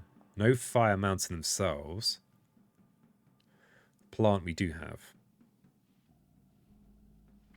If we had a third mountain and somehow the 7+ energy we'd need to actually play this, we could use this to clear up a very built up land in the fast phase, which is very, very powerful. We don't have any destroyed presence yet. Because remember, when we use, if we use Call Forth the Predators, it's not destroyed, it's just removed from the game. So we might want to deliberately destroy a presence somewhere. Shouldn't be hard to arrange.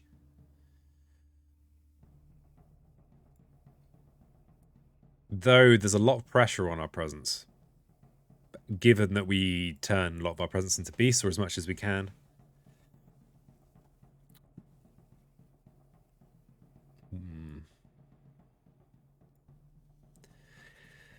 Okay, so accelerated rot is jungles and wetlands, which is kind of, you know, the wetlands is where I'm most worried. I think it's nice with renewal is ignoring the threshold. If I can just pip the cities with something like my ranging hunt, which Blazing Renewal will contribute a plant to, we could use that to clear out a really... like this land here, we could do some damage in there, though remember it's only buildings. This also means that some of the Blighted Island cards are just not... it does protect us against some of the Blighted Island cards a little bit. Though generally, not so worried about losing presence like that. But as Fangs, though, you don't have so much to play with. Crikey, I'm going around in circles here. Round and round. I feel like this is most likely to actually help me, but chances are it was going to do nothing for me.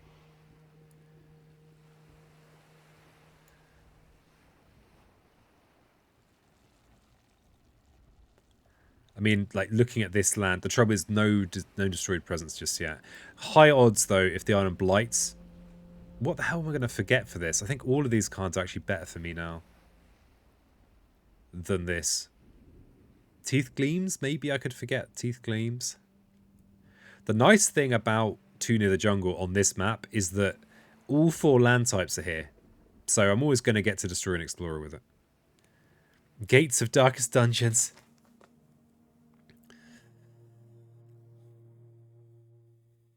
It's very YOLO.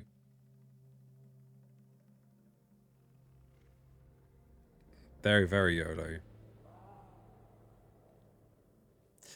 And it's kind of, you know, it costs us a resource. We're not that great. I mean, we're okay at, we're better at usual than energy because of Gift of Living Energy, but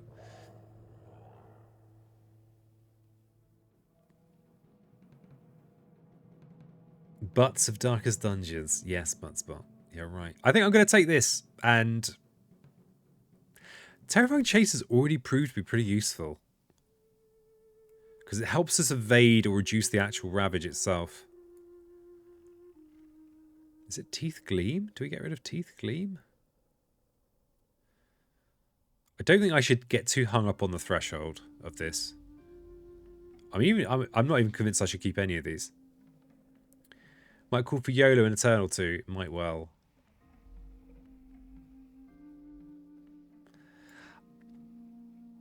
Yeah, I've got loads of extra cards with plant on, so I think I'm going to get rid of Teeth Gleam. But I'm going to Grimace while I do it.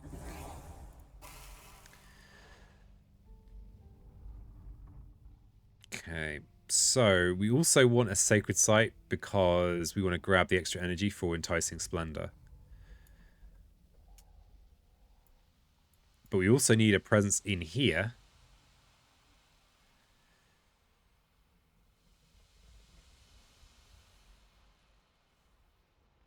So yeah, note to self peasant, you can't use this yet. Well, you could play it, but it wouldn't do anything. Because no destroyed presence yet. Hey Keith. Good to see you. How are you doing? So we want to make a Sacred Site. Play this. Put a presence in here. Enticing Splendor. Nature's Resilience. And it's a shame we've got no counter, but what can you do?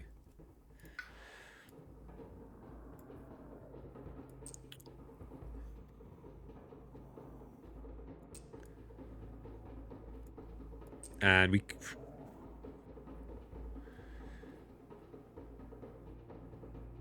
Put that there. Mum saying concerning stuff as always. Oh, I'm sorry. You need to change this. You need to change that. I'm very lucky in that regard. I guess it's, you know, that I have the opposite.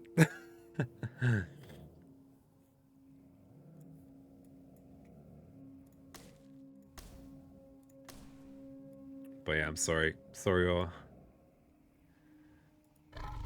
getting told what to do. You got to. It's just frustrating.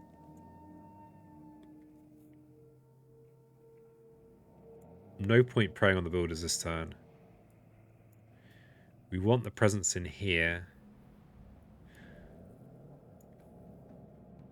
Maybe save our energy. I mean, this presence here might get destroyed anyway if we get unlucky in the Ravage.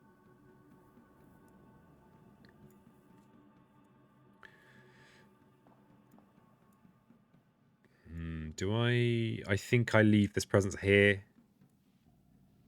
If we get unlucky and this single Explorer does a damage in here, it'll take me down to 4 presents. Yeah, I think we keep. It's not that big a deal. It's still something. It's all extra stresses. They all add up. And if you cash in enough stress points... Ooh, we actually don't have our damage. If you manage to cash in all your stress points, then you get to have other problems as well on top. It's like, oh, you've become so stressed that all those problems that made you stressed, well, now you've got these other problems. Oh, yes. Like collecting problems like Pokemon. So if we don't take this energy, then chances of playing this next turn are low. But doing this means that we can do a single damage in here. Oh, wait a second. We can actually do something better. We can do better. So we can actually destroy this town in here. Bring this beast over, destroy this town. We don't need to drag out to do this. 100 stress points, any resolve is tested. You got to stream Flesh Biome now. Ooh, exciting. For those that don't know, Keith is a modder. I know them from their work with Noita, including Flesh Biome. Has anything changed with Flesh Biome since I last played? It was a while since I last played it. Have you added more tongues? Everyone needs more tongues in their biome. Bring this beast over, destroy this town, defend in here. We can actually afford to...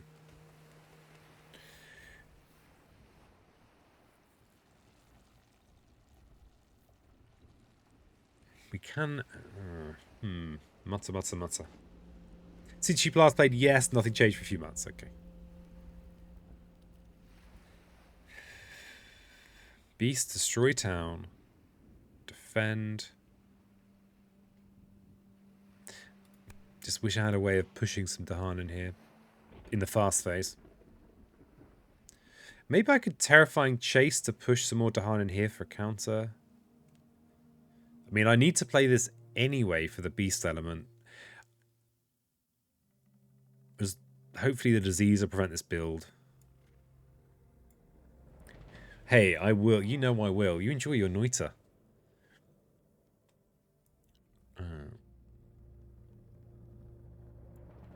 Yeah, I think this is okay.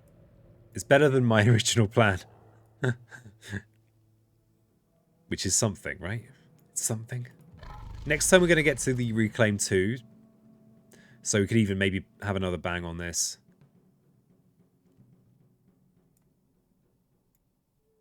Yeah. I think we're just one kind of unlucky event card from getting a Blighted Island anyway. So...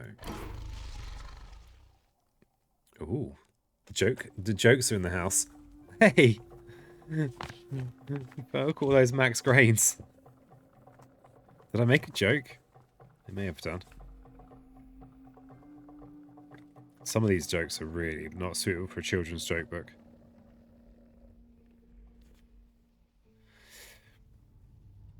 And some of them are very, very topical to like the late 80s.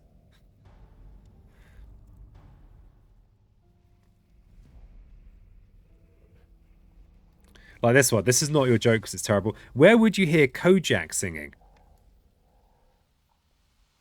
On top of the cops. Now, I don't even know who Kojak is. Didn't watch much television when I was little. Oh, yeah, here's a UK-based one. Again, not your proper redeem. Just to give you some idea of the curation I'm doing with these jokes. Which famous comedian sacked Rome? Oh, no, I've actually read you I've accidentally read you a good one. Attila the Fun.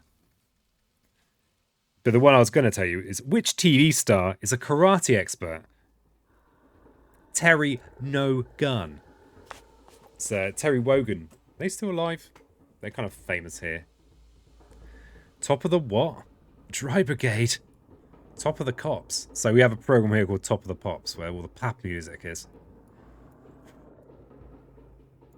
That's where they keep it. I don't know if it still exists. We leave this presence there. Destroy this town. We think about Terrifying Chase. Now, and I probably should have thought about it earlier. See, damn it. Yeah. If I could have somehow got a beast into here and pushed out of here, we could have kind of kept the inland a little bit better.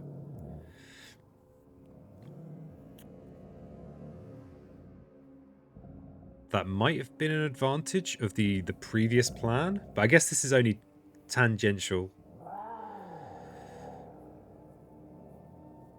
So I think I'm actually going to vacate my presence from here, though there is... I kind of want a presence to get destroyed for Blazing Renewal.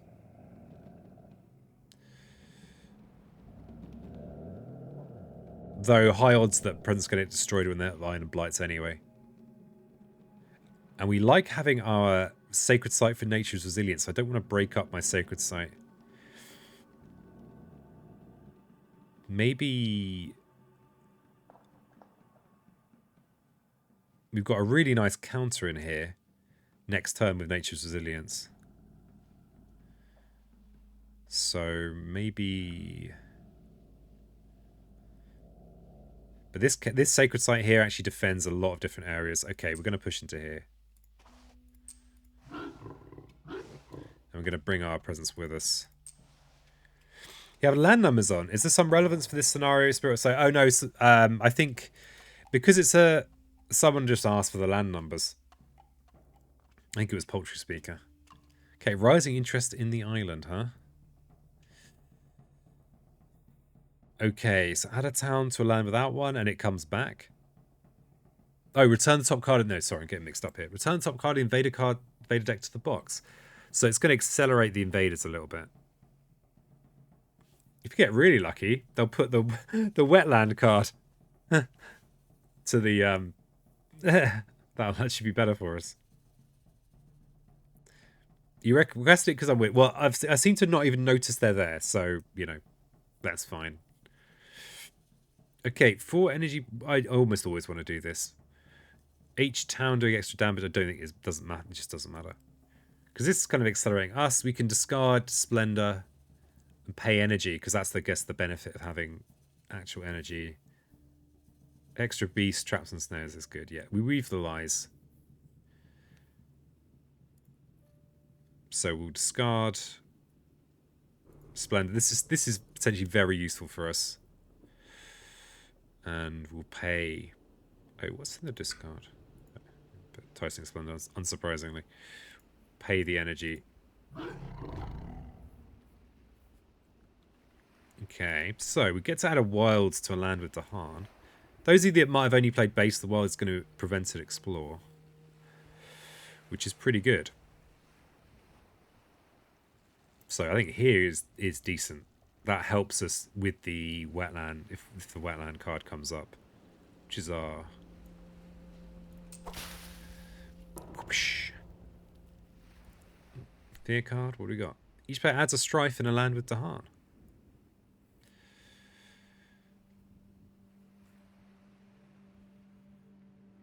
Adding a strife in here means that a future city build, plus the explorer that will have preceded it, actually is defendable with a good counterattack by nature's resilience. I kind of like that.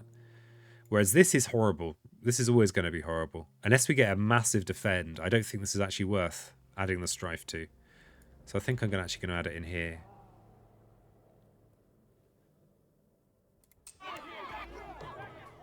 Okay, Mountain Ravage. So, good news Ravage, good news Ravage. Not extremely good news Ravage because there's no counter, but you know, you do what you can. So, diseases preventing builds on those lands. We did get one in the jungle though. Sand. Okay, this is we're getting a little bit blessed here to, I mean, it's kind of how that's the kind of the way that it works on thematic. Is that it does always feel a bit like you're kind of alternating with, oh, it's the sand. Ah, phew. Or it's, oh no, I'm in so much trouble. Okay, so next turn, we've got a 1 damage ravage, which is fine. We should, unless we get unlucky, that's just okay. We can defend in here with nature's resilience for a good counter. Of course, with Fangs, so we've got reclaim 1s on our tracks. We could do with a few more 0-cost cards, actually. Oh, I guess we kind of normally have Splendor.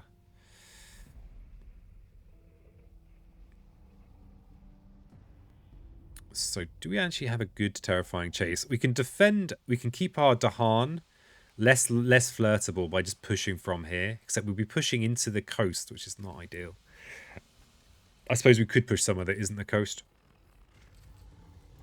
I always panic when I get the same explore 2 times in a row.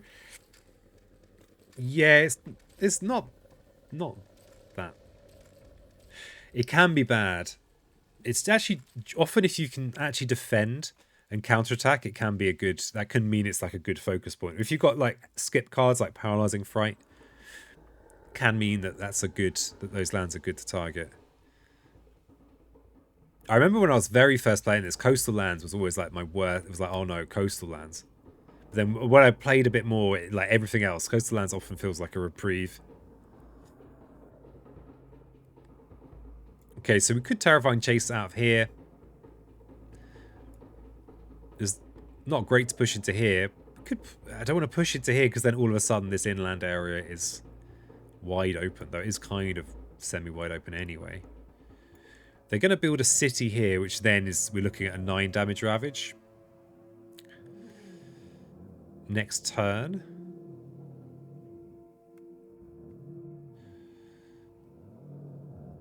So I think I might end up pushing into this mountain. Doesn't feel great, though. Or... I keep thinking I can use this, but I don't have destroyed presence. You're playing Ocean, like, hooray! It can be. If you've got an inland land you can't solve, then that's awkward. I remember practice, I was sometimes able to prevent the build by taking care of it when they're ravaged. Yes, yeah, exactly. It's nice. But it can also mean you've got a blight. If it's a land you can't do anything about, it's like a blight from the first one, and then the second one, it's like, that's a lot. Oh, hooray from the coastal lands. Yeah. It's like food from... You got takeaway for me? So we could do this to... I mean, keeping the island healthy is generally good. So I think with heavy heart, I'm going to be pushing into this mountain. We've already had our stage 2 mountain. What is this going to be? This is going to be either jungle or wetland. So it's okay. Either we're going to get hit in the wetland, which is going to be horrible, or jungle, which will be okay. So let's reduce these risks over here. And let's push into these mountains.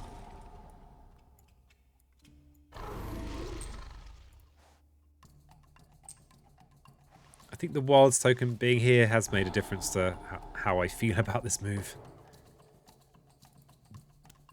Yeah, ocean's a growing spirit, you know. You need to feed your ocean. So we've got this one ravage, which we've got a good solution to in our discard pile.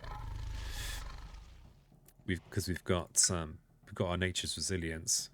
We're gonna have, if we just place a presence, we'll have 5 plays, and we have nothing like 5 cards. Oh, we'll have up to 4 if we gain a card and then grab back our resilience and something else, probably one of these. There's this sand build here, but then that gives us a very similar kind of counter potential with resilience next turn. So there's a chance here to destroy a city if we can... Oh, no, we've got very few beasts. Oh, we actually probably can afford to sacrifice a presence for a beast this turn to destroy a city, which would be a nice little bit of fear. Oh, we're a fear away from Terra 2 as well.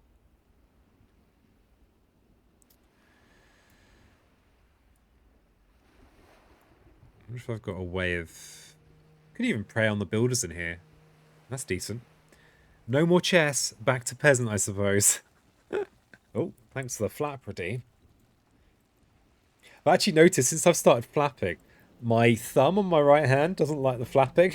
The rest of my hands, they love it. They love the flap.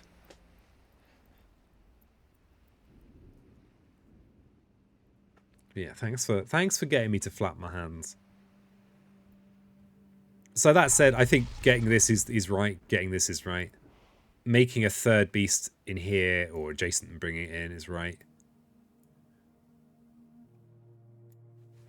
And then just praying that we don't get a wetland explore.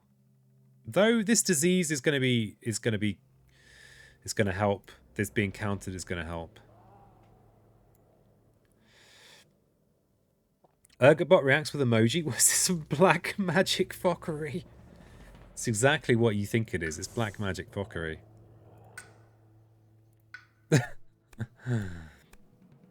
I wanted something nice and cheap. Nice and cheap.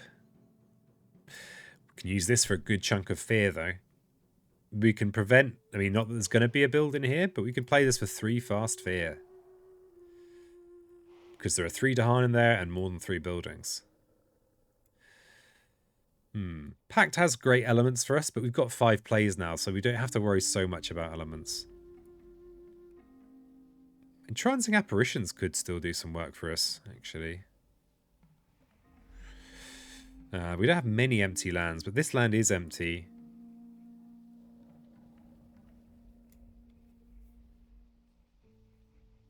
Ergobot has the upside down butts. Now I can't unsee it. Oh, cool to trade, actually. Just thinking like generally about Sweden. You know, sometimes you do that. You're like, yeah, generally. All of their danger is on the Ravage. So if you can turn their Ravage into a build, you know, like they place extra, they do extra damage. They place extra blight. They place extra towns when they do deal blight and a Ravage. So this could also be pretty good. And the Dahan targeting restriction doesn't matter in our kind of softest area, which is all these wetlands. Elements wise, it's kind of covering us in some elements we're not so good in. So I think actually that could be a good pick. This fear though, it's a lot of fear to skip out on. Whereas this, and also this does have our beasts, this ability here, which is very powerful, and I often don't think of it. But this has the moon fire we need for that. Flap Eyes is happy to help. Flap Eyes, aka Helpy. So Call to Trade, I think. Oh, Call to Trade is also water. Potential for resilience, blight removal. Which could also be good. Doesn't feel like a straightforward choice on this one. Pact is a good card! I mean, I guess yeah, we've got a lot of Dahan on this map. And they're all kind of clustered as well. The Poultry Speaker is always making the case for Pact. And I'm always, not always ignoring it, but often ignoring. And I am Fangs, and it's got a picture of Fangs on it. You know, it's true. Didn't even crack your top 10. No, it didn't. I mean, in this situation, we could use it in here.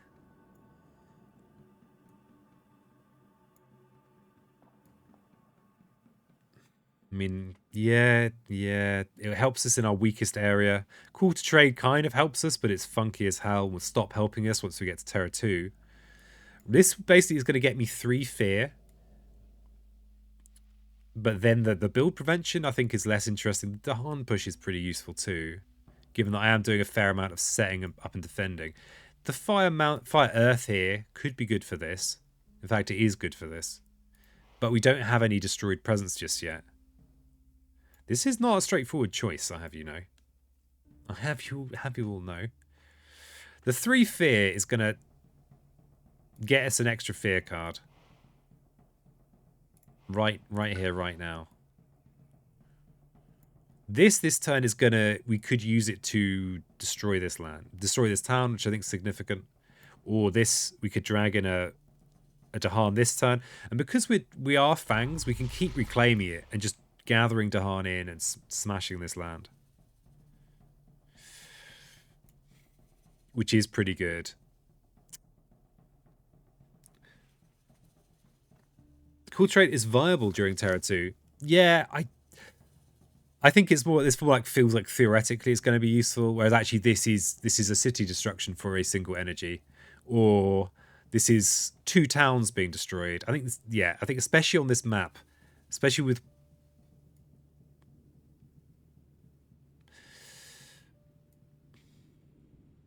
and it does have the elements we like.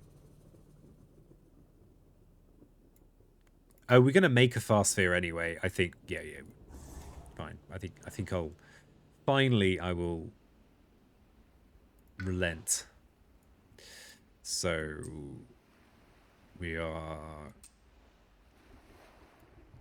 going to take gift and resilience. We're going to turn you into a beast. Gonna resilience in this coastal wetland.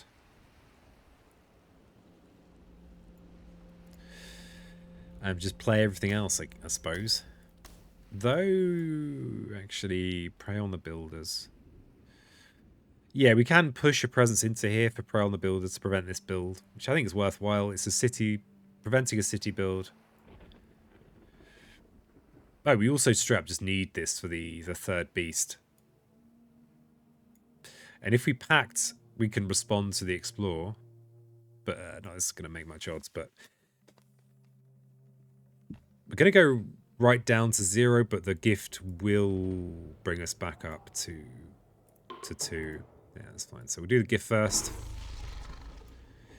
We'll do resilience in here for 6 defend.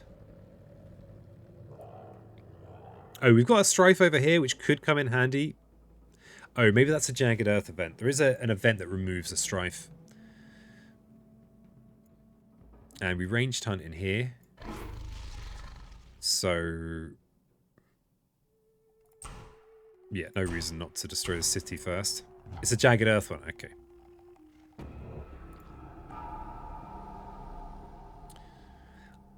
Okay, so now we can rearrange our presence.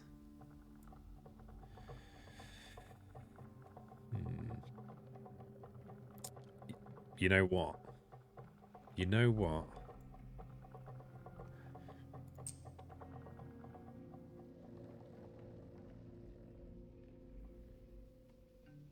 So what is this? This is either wetland or jungle. Jungle is fine. That's just not a problem. You what, mate? You what? What do I actually... okay, we need to push at least 1 in here for Prey on the Builders. And we need to bring a presence in as well.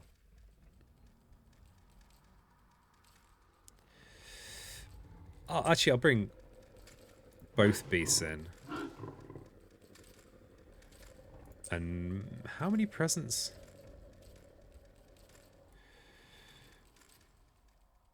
I'm actually just going to move 1 presence in. So that it's easier to make a sacred site in here if I want one next turn. So yeah, just the 1. So we are currently below 2 sacred sites. And this beast I want to leave in here.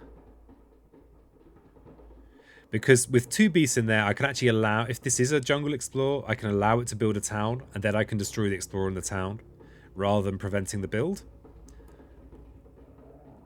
Which will give me a bit of time to do more stuff in here. This, with this build being prevented, we actually don't need a 3rd beast in here, beyond what we might use ranging hunt for. And this beast here could potentially help with this land, so I'm going to leave that beast there. But yeah, we're not going to gather any more beasts. We've got new species spread again. Hello, new species. So we're almost certainly doing this. Yeah, we don't want to risk blighting the island for no benefit.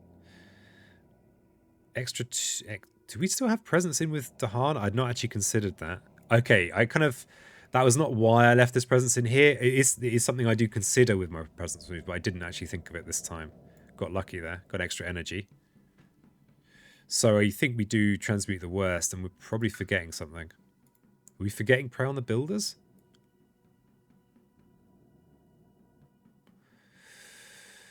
I think it's worthwhile. Because it is, especially as we have Fangs. And we can add a beast in here, which I think is a useful place to have a beast. Or even in here.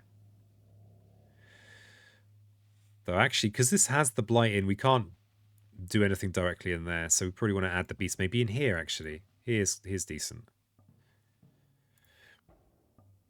So, yeah, I think we have to forget Prey on the Builders. That is our only moon card. We are not very moony anymore. So yeah, we'll add one in here. And we add a disease to a land with both Dahan and invaders and do 2 damage to Dahan. So we've got a nice counterattack here, so we don't want to do it in there. Here, if we do it, then they get to flirt when they explore, so that's not ideal. Here, we're about to do Pact of the Joined Hunt. But it's still less bad than than making this wetland explore even worse. That's like, we don't want them bringing an extra town into here. Because that's just really bad. So I think I have to do it in here. Here we get to counterattack and kill a city, but we don't if we lose a Dahan. Oh, and it will instantly add a disease. So yeah, we'll do it in here. So we do lose a Dahan. Invaders do not build in lands where Dahan outnumber buildings. Okay, that's a few. Okay, Coastal Ravage. Good news Ravage in here, so we will... Just thinking, we could Pact the Joined Hunt in here. What would be the benefit of that?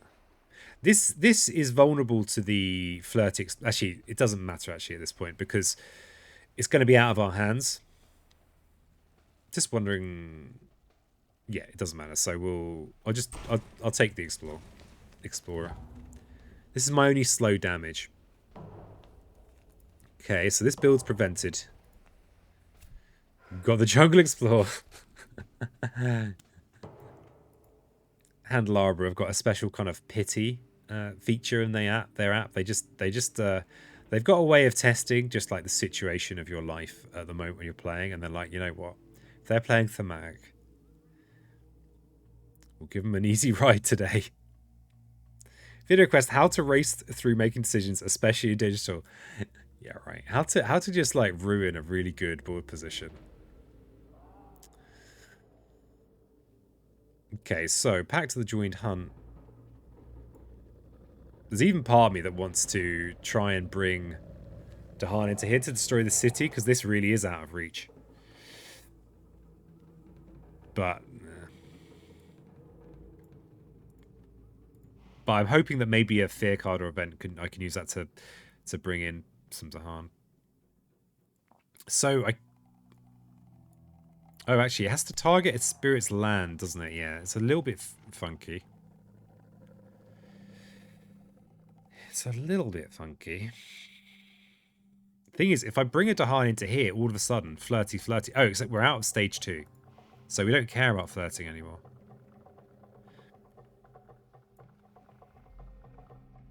And because this town exists, destroying this isn't as valuable as it once was. So I think clearing this has blighting already. I can see the benefit.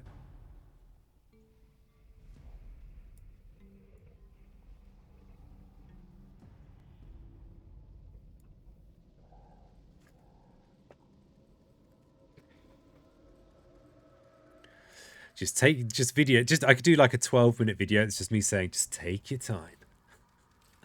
It's like, unless you're Kalen North, it's not a speed run.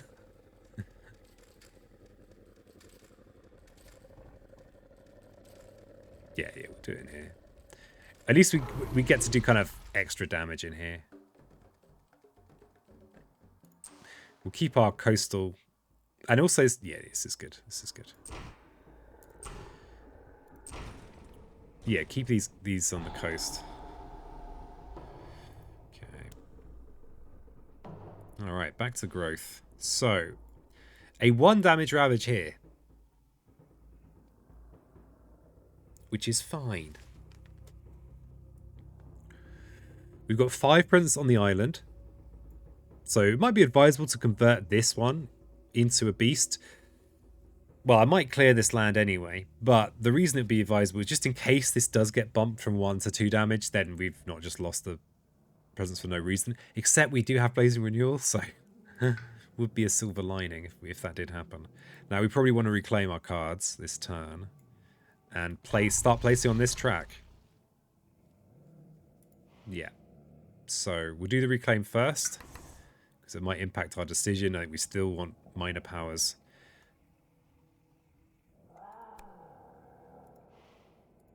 Okay, let's see what we get. Ooh. Ooh, these are some powers. Okay. Was reading DLC description. Ever run into looking for something specific that's thinned out by all the new power cards? I think... Okay, so I think there are a few major powers where that's the case. You had Blazing Renewal in your Tree Ocean game. I think sometimes... So if you play a lot of base game and then move on to Branch and Claw, there might be a few key major powers that you start to miss seeing. We've already seen one of them today. So stuff like Indomitable Claim is a big major power that's often a lifesaver that you might be looking for as a YOLO. Same with Paralyzing Fright. So cards like those two, I think, are the main ones people look for as a YOLO. You're less likely to see those particular ones. So that my experience of it is that. Actually, Wins is also kind of often can be a YOLO, kind of win from a bad position kind of card. So yeah, once you add a few more cards to decks, you might see a little less of those. I really enjoy that though. I think I've played enough that I just love the variety. I love being given.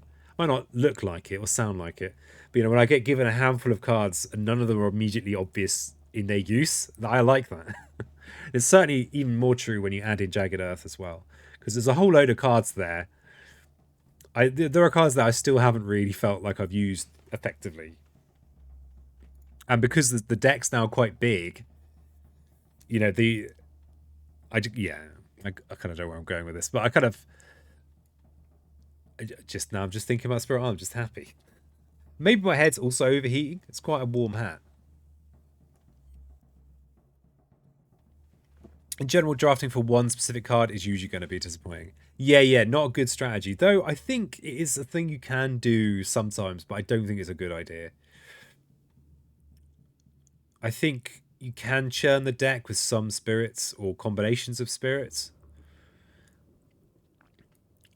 But I think it's really, really suboptimal in most circumstances.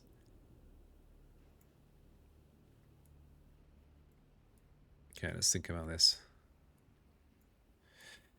So we've got this Ravage that's probably fine. Strife, I think, is particularly good against Sweden because, the numbers. The numbers gem.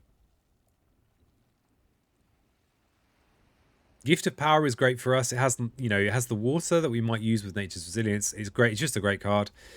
Has the plant, has good elements for events. Dahan Ways, I think, because we can't get Threshold, is going to be less appealing. It's how I choose powers. Which one of these is going to be useful in the immediate future? Yeah. I think that's like completely valid. I mean, for me, it's a balance of what's going to be good for like the overall spirit. So like often that boils down to what has good elements on it for my powers. But in this particular situation, I'm Fangs. I've got 5 plays. I've got plenty of cards that do trigger my powers, so I don't care that much about elements on this choice. I mean, having more animal elements means I'm more likely to get this Frenzied Assault, which is a good amount. It's a good amount of damage, especially down here. That's a city. That's a city, Jim.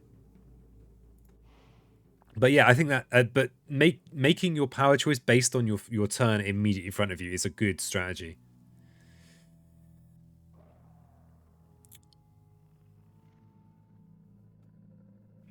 I was more saying, if you don't know what 4 in front of you yet and saying, I need Indoclamo. Yeah. Well, that's when it becomes a YOLO major rather than or a YOLO pick.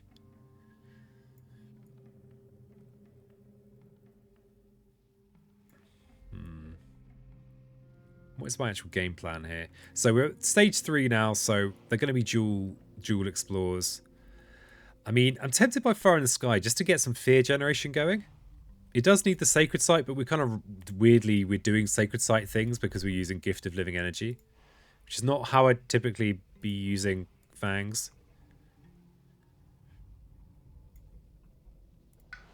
This also will just solve this in a very straightforward way.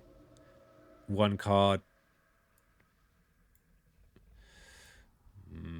What about my Blazing Renewal? That's never going to happen. Let's have 5 for the Blazing Renewal.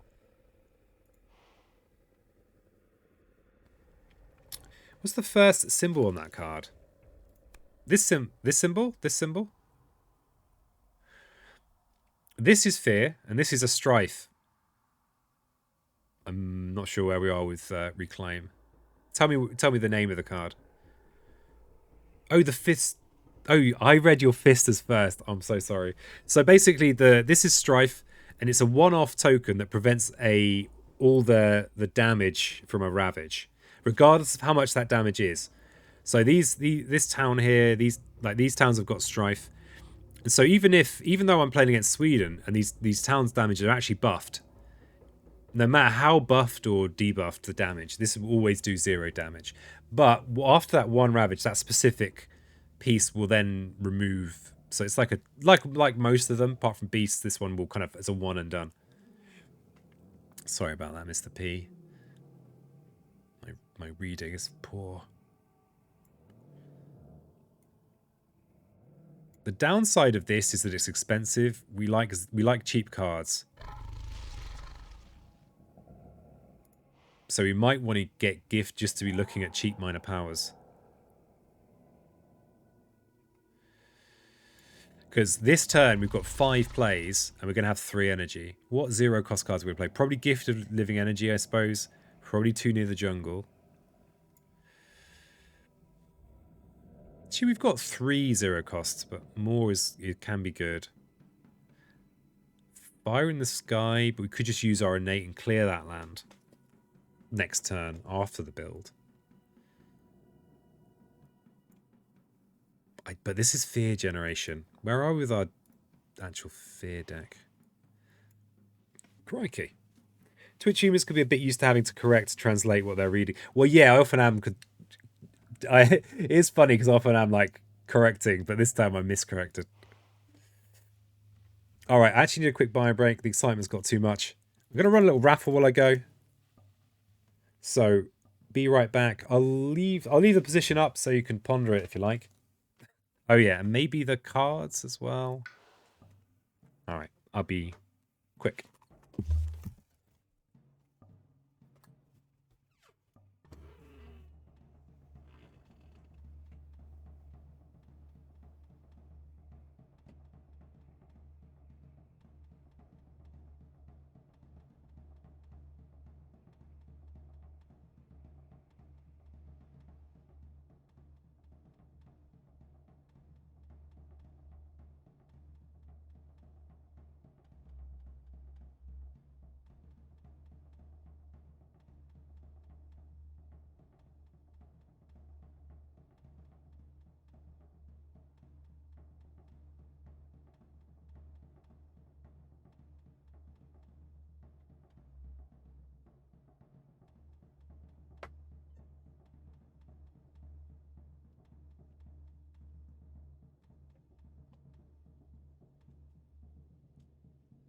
Righty.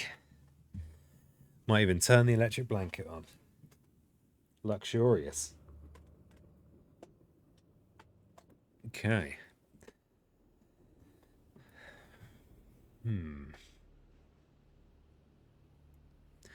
See, this doesn't do anything for me immediately, but it could be like the pathway to a whole load of other useful cheap cards. Things like Portents, Promises, Wasps, straightforward Blight Removal, Sap, Quicken. You know, there's a lot of cards that would help us. Constancy, beautiful. So although this is good, I think this is going to be better. It's also going to mean, hey, nice win, BFL. Oh yeah, new policy going forward. You can have a name in base. It's a raffle prize if you want. Oh wow, yeah, I know. Let's go Gift of Power.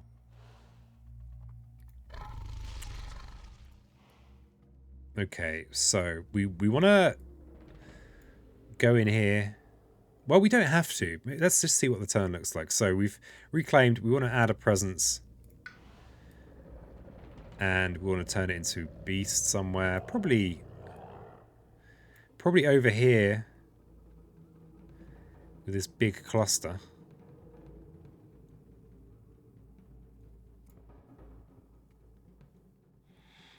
An honourable duel. Does seem to be that's what the raffling game's like these days. It's very honourable. Oh yeah, we want to make a sacred site probably for our Gift of Living Energy. So yeah, let's just make a sacred site down here, and then that's quite nice. We've got targeting. We've got good sacred site targeting there. Okay. So we have almost certainly we want to play this. We've also got, this is probably a nice one to be racking through. We have no immediate use for Nature's Resilience. We probably hang on to that in case we get a nice other water card. Think of all the butt spot names at base I could add. I know, right? I know.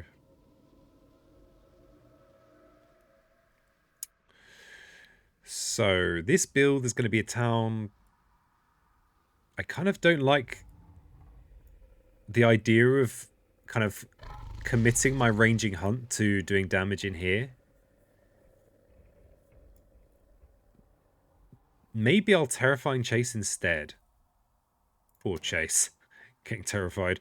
Because it's fear, it's 2 fear, and I can just push, I can just empty this land. And be more flexible. I might change this. Might change that decision. I think we want Gift of Power. I think we want Gift, we want Pact, because it'll make Poultry Speaker happy, and they just want a raffle. Butts galore!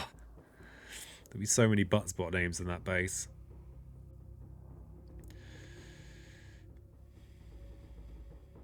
And yeah, we've already got our innate in here, so I think we clear in here. It's a bit safety first, but keeping the unhealthy for longer is good.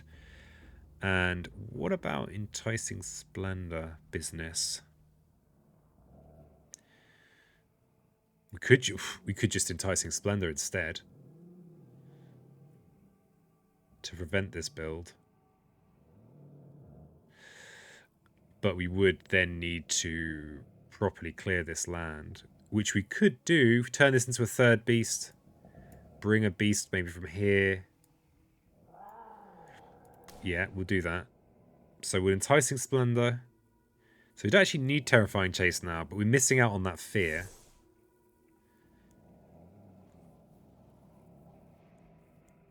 So maybe we'll do this and remove just an Explorer that arrives. An Explorer will arrive. It's just what they do. So we're going to turn this one into a beast.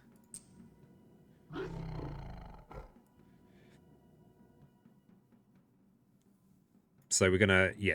Oh. It doesn't work, Peasant, because you've removed the presents you need. Oh, it does work. It does work. It will work because I can bring a presence in. I just need to do it in the right order. The right order, huh? Pressure's on. Okay, so we do this first because we need 2 sacred sites for that.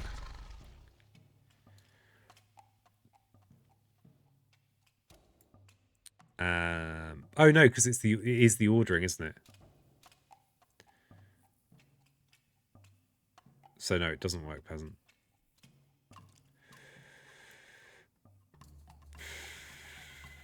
Well, okay, we might. Okay, it's a bit mangled, but it might mean there's probably a way of doing it, and it might mean that one of my presents gets destroyed instead of being removed. But that's kind of okay because it means we could use Blazing Renewal, so that's fine. So where do we want to push these? So we're going to prevent this build. So there's going to be no Explorer in here. I think it's generally going to do a whole chunk of damage with Pact to the Joint Hunt in here this turn. I think maybe we push 1 in here. And another one in here. Okay. And I don't move the presence because I need it for Enticing Splendor. Enticing Splendor in here, which does... Wow, I've just realised how I could be comboing Pact with... How I could be comboing Pact to the Joint Hunt with Enticing Splendor to do pretty big damage.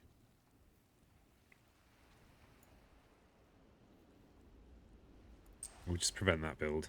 Okay, what's our event? Sacred Site's under threat. Okay, let's see. How many sacred sites have I got? I've got one sacred site. And how much fire have I got? I got a fire element. Could discard blazing renewal. That's good. Good card. This is one I think I've misunderstood in the past. So I've only got one land with sacred sites and invaders. I could discard blazing renewal to get the 3 energy to do 2 damage in here, which is just good. I'll just do that. Oh, good card at Pact. It's a good card. Oh, we've got Breeze Prowl as well, which is going to give us a boatload of fear. Moves to an adjacent land, if not, might mean I can arrange for this. Each spirit with at least 4 Dahan among its lands gains a minor power. Do I already have that? I've got 3 Dahan in here. Do I have a land with Dahan and beasts? Okay, looks like I can't arrange that. And no invaders. We're going to gain a load of fear. It's okay. So we've paid 3. We've got one lot of damage in here. Let's destroy this town.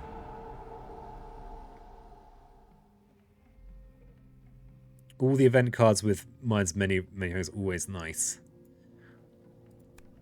Yeah, Beast Prowl is one of the reasons I call beasts like beast stonks, because you know your beast might do nothing for you, and then all of a sudden they will potentially gain you a whole fear card. So beasts are prowling in here. Beasts get to move from here to... Let's move them in here. Do we move this presence with it? No, we leave that presence where it is for Tune of the Jungle. 2 fear for there. No biggie. What do we have in here? Another 2 fear, alright. I'll take it. Okay. Each player may gather an explorer into a land with buildings or gather a town into a land with cities.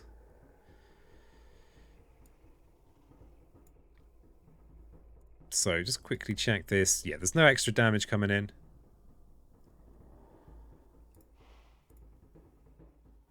From the event. So this is kind of fine as it is. So explorer into a land with buildings or a town into a land with cities. So we could kind of bring this town into here, which kind of might help prevent explorers into here eventually. I know there is already a wilds token.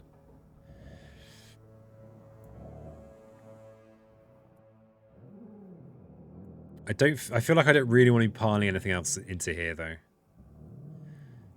So, because I still don't really have a solution for in here beyond nature's units. Now I could start gradually playing Pact the Joined Hunt over and over again to do something about this land, I suppose.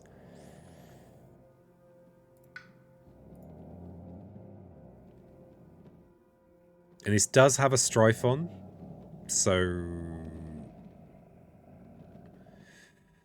And we are evacuating a land that already has blight in. So even after the explore, it is still defendable. The thing I need to bear in mind is that we're about to find out the explore, and any of these stage 3 cards, 50-50, they're going to have a land on it, you know. So it's highly likely that there will be a mountain in amongst that explore.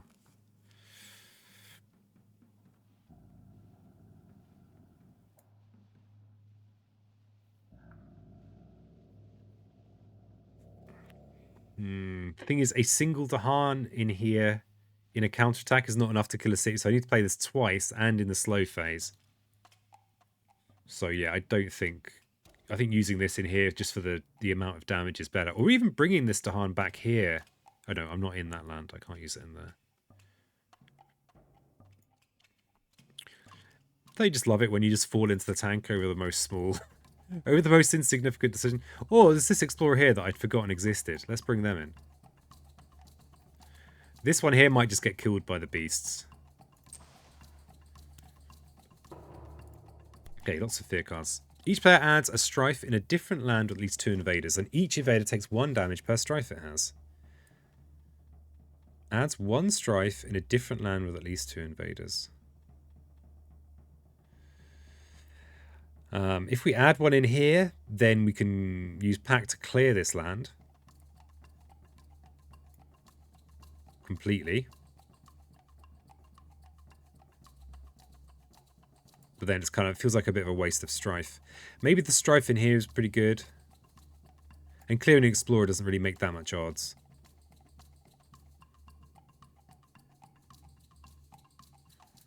The only slow damage you have is Pact to the Joined Hunt. Though, actually, this does have a disease in it, so clearing this land does make a difference. Because it'll mean that an explorer going in there on its own, if the disease prevents the build, will just mean that land is not a problem. Each player moves an explorer in a town from a land with beasts, or an explorer from a land adjacent to beasts. Explorer in a town, you say? I've got a land in mind that would love that. Up here. Okay, Sand Ravage is fine. Jungle's empty. Mountain and wetland. So we did get the mountain explorer. And the wilds up here is going to prevent that exploring land, which is pretty nice. Wetland finally showed up. I think we've been very lucky with our cards. Well, we got lucky not to get the stage 2 wetland. Very lucky. Okay, so we'll do Gift of Power first, because that's like the new information. And what we gain from this might impact everything else. Next turn, we've got a Ravage.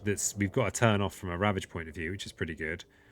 We've got Mountain Wetland. We've got like the worst card, but we've got it at an okay time.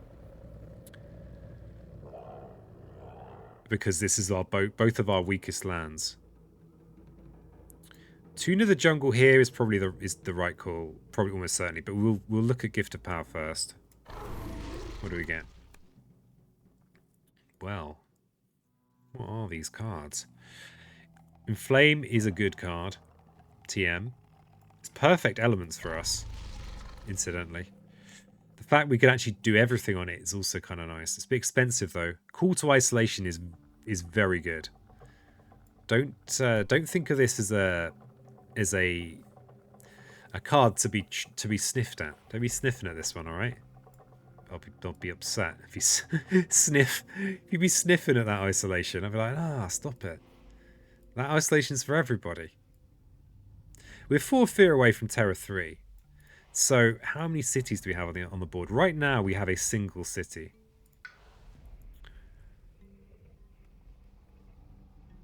So after the build, so we're clearing this land this turn, are we? Are we clearing this land? We're nearly clearing this land. We're preventing a city build anyway. There's going to be a city build in here next turn and in here. So we're going to be very lucky if we can win a Terra 3 next turn.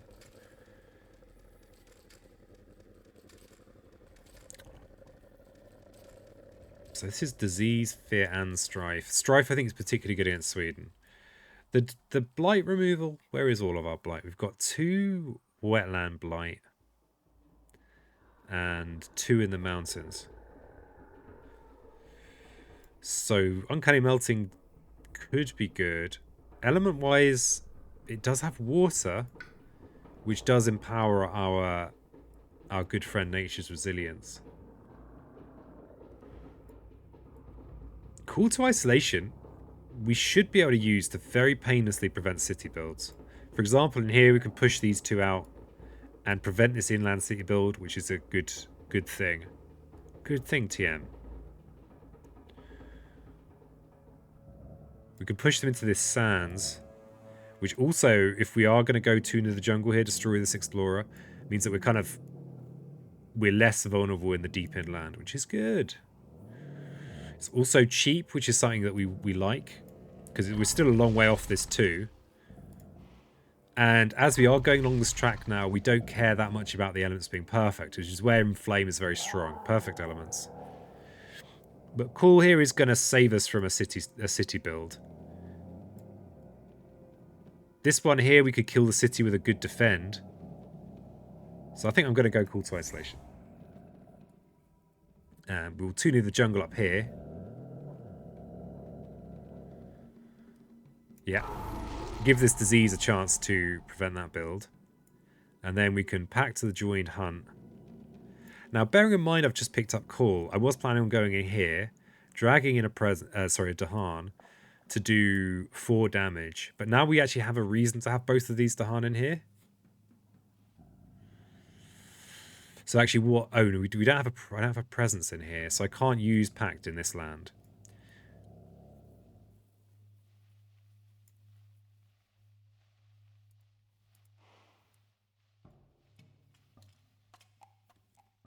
Might have been something to think about with my beast pushing.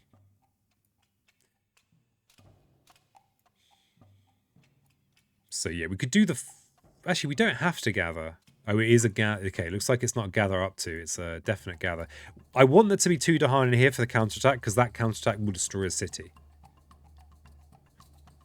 And this has blighting, so I can't just move Dahan in there very easily. I could use Call to Isolation to push a Dahan in there if I wanted to on a future turn. And you know what? I could even use Call to Isolation in here to prevent the city build. It's such a good card. I actually want to use it in 2 different places.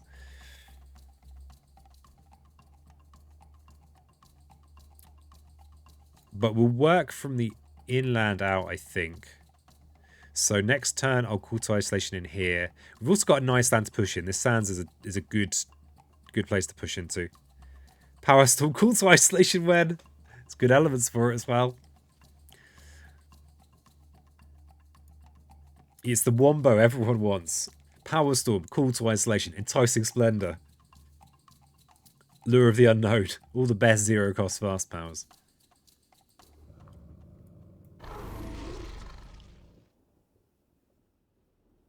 All of them. It's a shame we don't have a counter here, but I can't see a...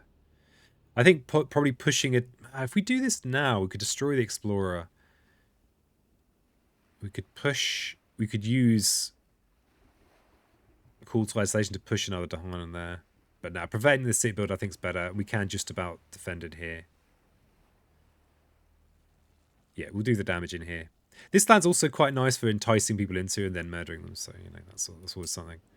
We have to gather a Dahan. I'm going to gather from here rather than here. And we'll kill the town. It's the mesa right there, yeah.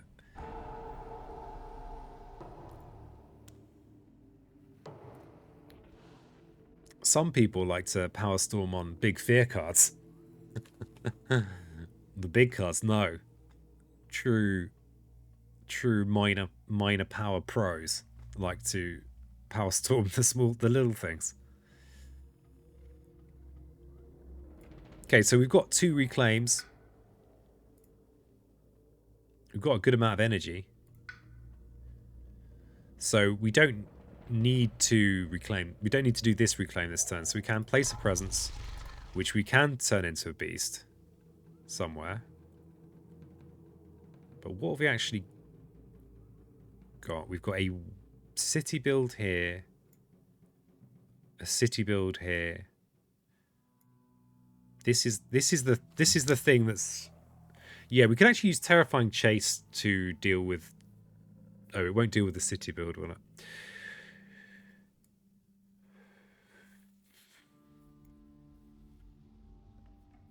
So we could actually prevent both city builds with Call to Isolation. We could push from here into here. And then if we reclaim Splendor, we could gather this town from here. And then...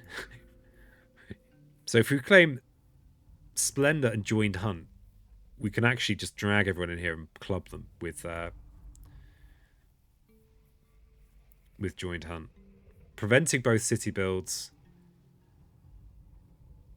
Leaving us in a position to maybe reclaim Enticing Splendor next turn and defend in here, but we want a solution in here. A minor power is very unlikely to do much about a city. Apart from, you know, defend, counterattack type things. But maybe if this time we prevent these 2 city builds, then what I could do is next turn, I can only drag a single explorer in here, though. That's the sorry, a single Dahan in here, though. We'll push a single Dahan. I could use Terrifying Chase to push 2 Dahan into here this turn for the counter. If we get a disease event, I could lose the Dahan down here. So we could prevent this city build, push 2 Dahan in here this time with Terrifying Chase. We need a presence in here for that.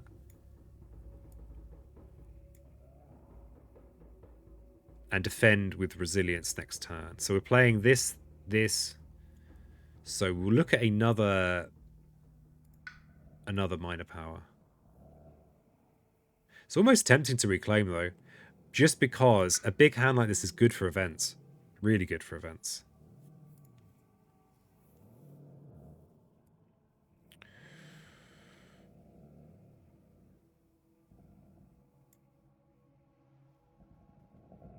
Though we're just looking... So if we could look at a brand new card, or we could reclaim and get a brand new card as well. If we reclaim, we could maybe play Gift of Power or Energy. Or we could stick 2 near in the jungle in as well for a bit more fear. Because if we are planning to win in the Ravage on this turn, then, you know, a little bit more fear in the slow is going to contribute. What about our elements? If we go Isolation, Chase, Pact, Splendor. Actually, we have the elements there. So we can do a little bit of ranging hunting as well. But where? Where's a candidate? Maybe over here.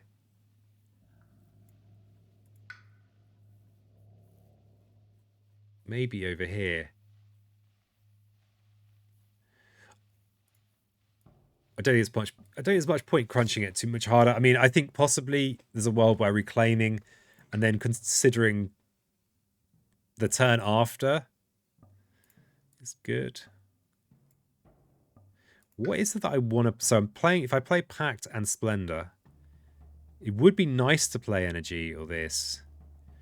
Is there a minor power that I want to play more? Not really. I think Reclaim might actually be better here. Reclaim plays Presence.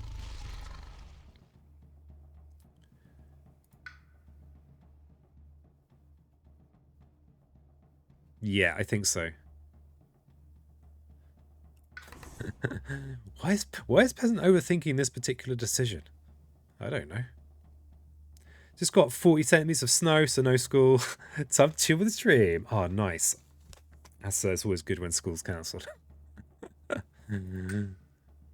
Excellent. How have you managed to settle on a Factorio game? If you... Okay, we've been offered these cards. We've got Scour the Land. We don't really want Scour the Land. Confounding Mists is a good card. Drift Down is kind of horrible on this map. But yeah, Snow Day. Where have you got all this snow? Oh, was it... People, is there snow in North America right now? Man, I flipping love snow. Yeah, we got some Fangs in the house, Angels. It's been nice. Oh, lovely. What do we want? In the States.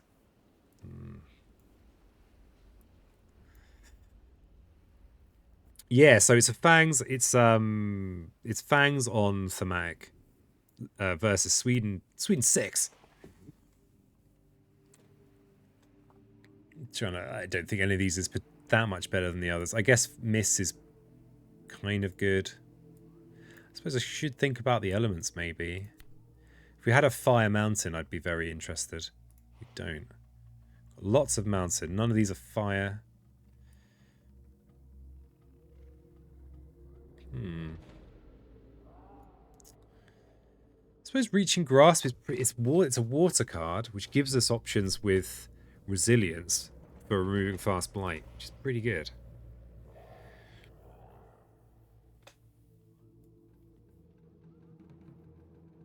No, I want snow, damn it. You got any spare snow for a peasant?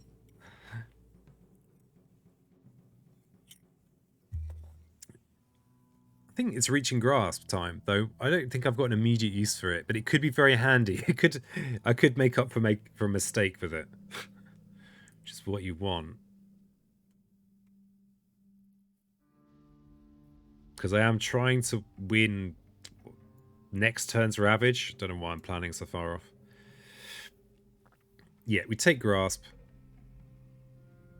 It's extra. It's just an extra defend card, though, peasant. That's valuable. No, I'll take Grasp. And then it'll give me something nice to regret later.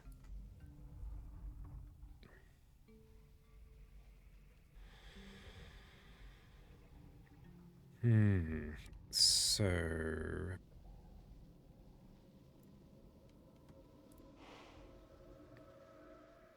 Yeah, we take the Grasp. I was just double checking that I hadn't just skipped some Dahan movement ability. Okay, so the plan this turn is to put a presence in here. We're going to be terrifying chasing our Dahan in here for a counter attack. We're going to be playing our two MVPs, Enticing Splendor and Call to Isolation, to prevent the city build here and the city build here.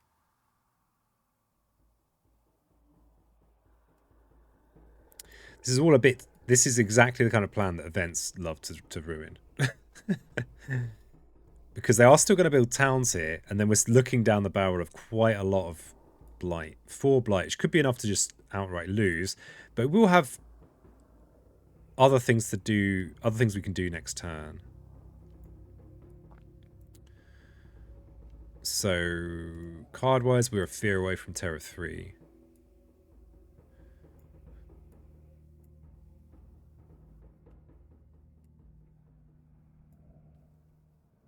So we can also destroy those towns in here with Pact of the Joined Hunt. And then we've got more options. How are we doing on our... We do have this threshold. Not even sure what's worth targeting. I suppose in here, because they are actually going to build a town in here. And do we care about sacred sites this turn? No. Part of me is worried that if I could mess up by not having my defend if I don't leave a sacred site this turn, because it would be good to have another beast in this land. How many presents have we got? Yeah, we'll do it. Add a bit of jeopardy. Is it jeopardy? Is that the right word? It might be. We could go to the jungle here to take out this explorer. So assuming that the disease actually prevents the build, we can then have a very safe Ravage next turn in here. So... Isolation, Entice. Oh, but if I do that, they'll build a city here, but we could just smash it. It's fine. I kind of forgotten that they were going to build in here because of dragging everyone in, but we will destroy it this turn. It works. It works. Do we have a better thing to play? I think all of these things are contributing. I don't think there's anything. I mean, I could sub out to the jungle for a gift of living energy for a bit more energy.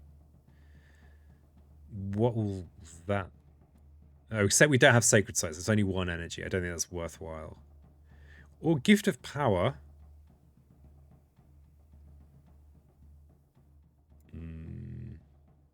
Nah, we'll take the extra fear card and the safety.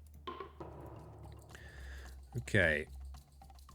Oh, and there's ranging hunt as well. Crikey, can't keep up with all this. We could ranging and hunt in here just to prevent this build, but we shouldn't need to worry about that build. But that's exactly the kind of plan that is fine in base game, but it can really hurt you with events. So yeah, we'll push you in here. Push you in here. We'll do the essentials first. Enticing. We'll gather this town in. So, now we've done the things I really want to do. We're going to be terrifying chasing these Dahan into here for the counter next turn. It's kind of a no-brainer because we can prevent the city build and then completely clear, but we've already got Pact of the Joined Hunt. set up in here. So we could kind of milk it for the extra fear card.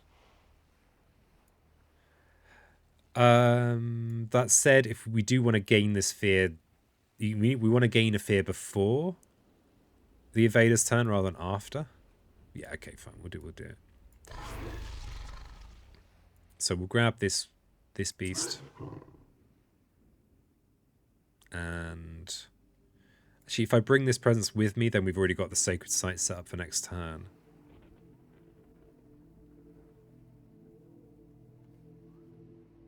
Yeah, makes sense. Oops, I just pressed the move 0 button. Well done, peasant. Well done, peasant. So we'll move this. We want to destroy... Yeah, we want to destroy both towns, of course. Oh, hand flap. Let's go destroy these towns. 1 second. So that's got us to Terror 3.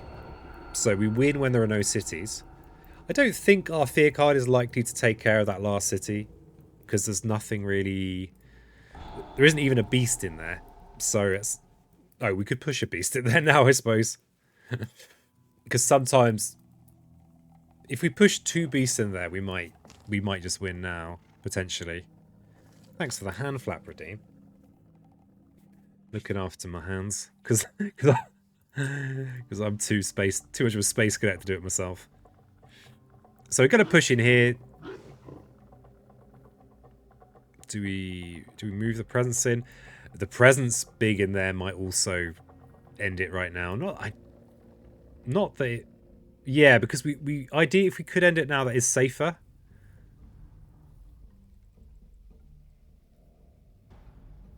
It is safer to end it right now, yeah. Because that will save us having to deal with another event card afterwards. Saving up for Piezo Schmeezos. Wow. Okay, so in each land with at least 2 explorers, push an explorer to an adjacent land without invaders. Push a beast to an adjacent land with no blight. It deals with damage there. And then some ravage stuff. Okay, looks like we didn't have a choice there about that. So we do get to push a beast to the adjacent land with no blight. So, oh, they snuck in an extra town build there. Those little cheekies. This is okay because we've actually got a presence in here, so we could just pact in there. We can't... It needs to go to a land with no blight. So the only land... Oh, this is a land with no blight. Let's prevent this town build. We'll leave these 2 beasts in there for the fear card. Oops, clicked the wrong thing. I've only gone and... So yeah, we'll prevent this mountain from building a town. We'll leave that presence where it is.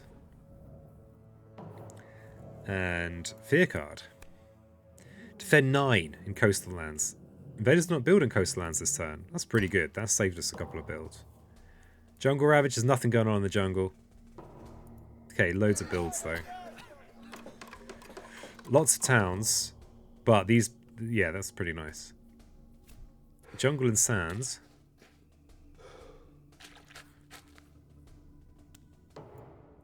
Okay, now we're into the slow phase. Okay, so now I want to set up the counterattack. Now, this is actually kind of a ropey way to try and win. Because we can kind of get unlucky with relying on a Ravage. I mean, we still get healthy islands, so we probably could allow Ravages that we might not otherwise want. Oh, wait a second. I can use Terrifying Chase with this. It's fine. We can do it now, because Pact of the Joined Hunt's a good card. I've finally seen it. Sorry to those that saw this continuation ages ago. I'm sorry. I've got my warmest hat on, okay? It's not easy to see the right continuation when you've got a hat on that's this warm, okay? And truth be told, I don't use Pact with Joined Hunt that often.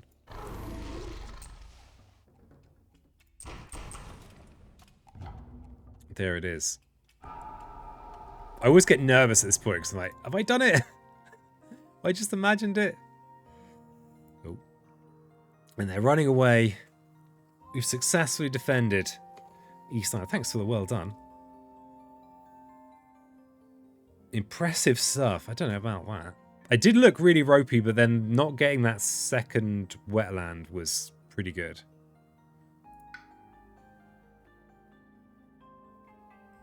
And the score for any of the serial killer community that are watching? 66. Not bad. Not bad.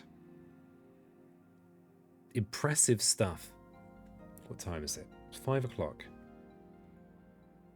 I've got time for one more relatively quick one.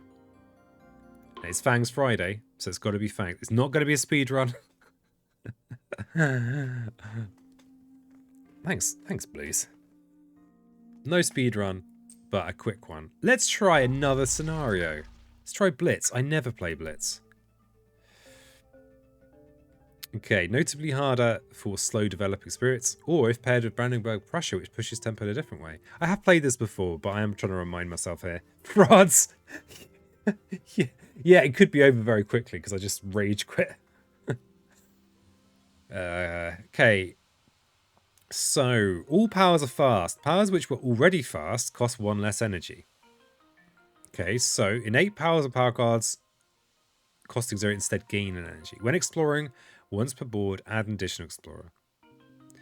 If the island becomes blighted, put 1 less blight per board on the blight card. So you start with an extra blight on the blight card. I'm going to start with 4 blight on the blight card.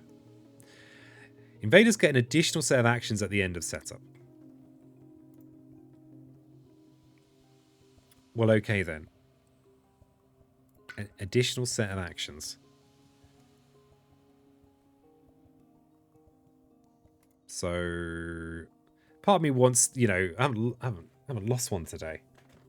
Part of me wants to to take on Prussia and see what happens. I think if I'd got that Wetlands Explorer in stage 2, there could have gone very differently. So Prussia, let's try it. Okay, it might be a very short game, but as I need to chase up my grandmother, I'm finishing a little earlier than usual. Okay, so let's do it. Prussia. That last one was Prussia 5, wasn't it?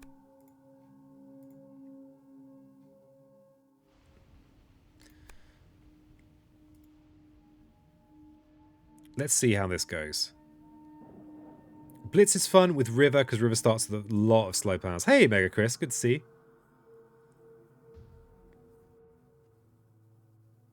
But it's Fangs Friday today, so it's all Fangs all the time. I wonder if I play kind of... Yeah, I have no idea how this affects things. Oh dear. BP Blitz, good luck. We'll see. I don't need luck.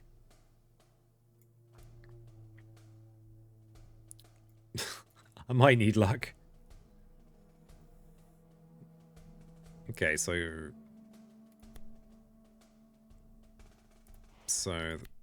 yeah, I'm not that familiar. So once per board, so on the Explorer, they add an additional Explorer. Okay. So we'll add it in here, the land that's not got Blight. And then they get their stage 3. Okay, they're interested in wetlands. Not played with Fangs yet. They're pretty cool. Let's have a quick little overlook at Fangs then for Chris and anyone that's not played with Fangs. Oh, we've already played 2 games of Fangs. So Fangs is a growth pick 2. This is a key thing to remember, especially if you're playing physical, have to enforce your own rules. People forget this. I've seen people saying they've forgotten it. So remember, you pick 2, and you've got 2 tracks, and actually both of them are kind of viable. I tend to mostly go bottom track, but sometimes I go to 2 and then bottom. The key thing to playing well is to remember to do call forth the predators. So you may replace one of your presence with a beast, and your replaced presence leaves the game. And that's something you do in the kind of the growth phase. So not in the fast phase, in the actual growth phase, once a turn. This is the key to this spirit being very powerful. Then your opening cards, you've got a build prevent, which is actually very helpful, especially on higher difficulties, actually. Terrifying Chase is a very useful push, but because it's a 0 range, you've got to use your ranging hunt ability to move your they move around on the board. Your beasts. Move your beasts around. And incidentally get some fear.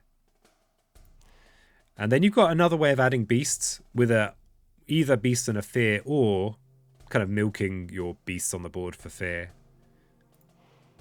It's often your first thing to forget, I think, really. And to the jungle, which doesn't look like much, but the fact it's 0 cost and helps you get this tier of your innate is super critical. All right.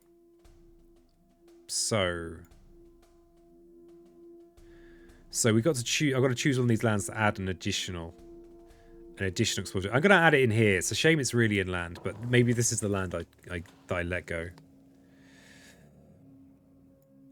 Oh, even though it's a horrible land to let go because it's blight into blight.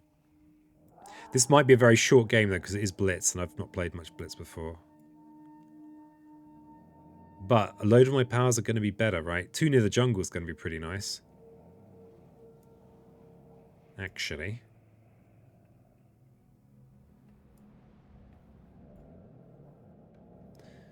Yeah, so we're definitely almost certainly putting our presence in here. I've seen the last bits of the previous game. Seems like presence can be moved with beasts, similar to how Thunderspear can move into Honey. Yes, exactly that. So we've got this ally of the beasts. Whenever a beast moves from one of your lands to another land, you may move a presence along with it. So that can be pretty puzzling.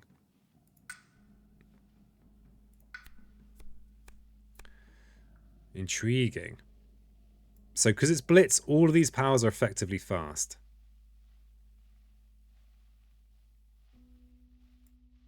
Which I think I'm going to destroy my brain trying to figure all this out. I wonder if Root Biter suddenly becomes good here. Song of Sanctity also kind of becomes good because it will be fast. We actually will know what it does when we want it to do it. In both cases.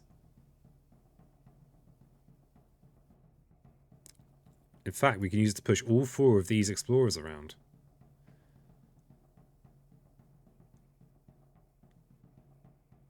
Oh, except we can't because it's a mountain jungle only. Animated Rack Route, I think, is going to be pretty good, especially if we can do it in the fast phase, which we can. And against Prussia, we really like these. We like Wilds tokens. Element-wise, it does have the plant.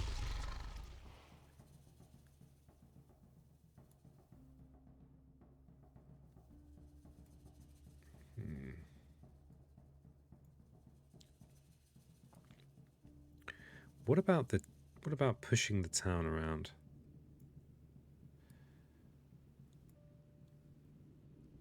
They're going to ravage and build. Oh, this is horrible. This is really bad news.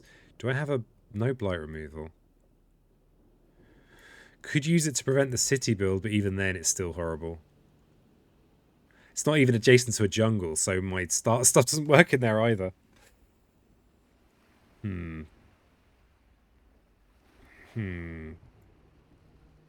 I'm going to take Rack Root and use it to prevent builds. Moonfire for Pent Up. I might get that.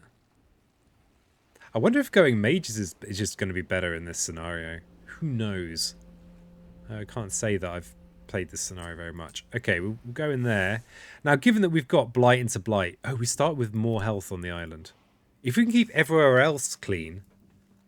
Maybe we're okay, actually. We could allow that 3 Blight's going to be in here. And hopefully deal with these 3. So... Oh, I need to do with this turn. So... What I'm going to do is I'm going to try and move... I'm going to move a beast into here this turn. And use Terrifying Chase to clear this land before the Ravage. Because we didn't draw a Defend card. Which would have been nice, but we didn't. So... That'll also prevent the build, so... it's okay. We need two animal elements in order to get that. Do I have a builder? Yeah, and we'll use Prey on the Builders to prevent one of these builds. I'm keeping these so that I can use this next turn more easily, assuming I draft a animal card.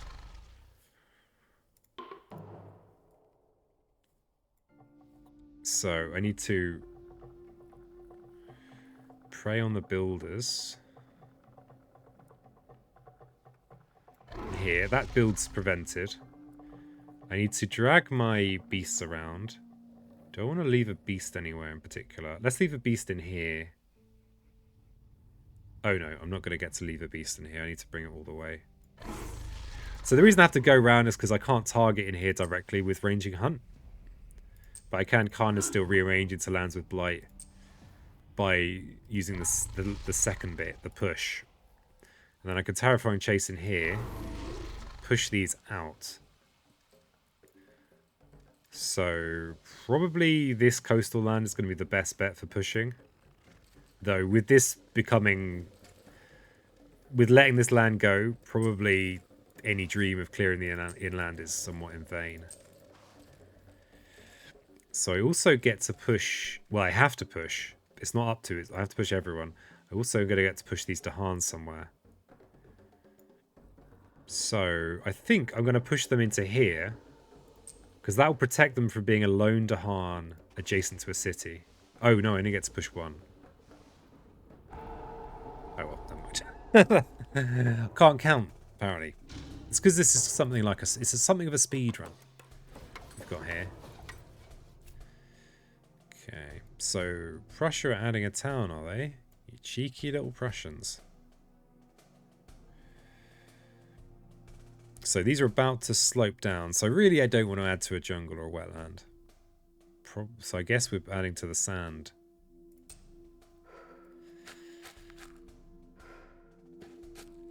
Lucky terrains, you think? So this is 5 damage. Of course, we do not have... we could Terrifying Chase out of here as well if we have a beast in there. Ooh, flap redeem. Very flappy of you. Thanks for the well done. Thank you so much. Redeeming the flap and the stretch. It's been a game changer. I mean, at least in here I could potentially do a Terrifying Chase again. We don't have Reclaim 1 just yet.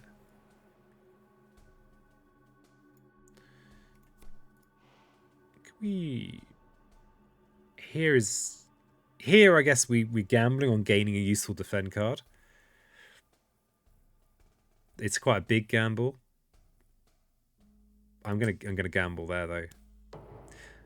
It's a bit of a weird gamble because ideally I want a animal card, but it'll mean I've got another gambling option to go. So this is horrible. This is 9 damage and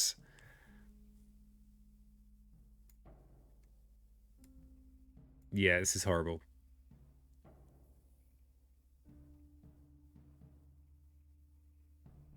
Five damage, 2 damage.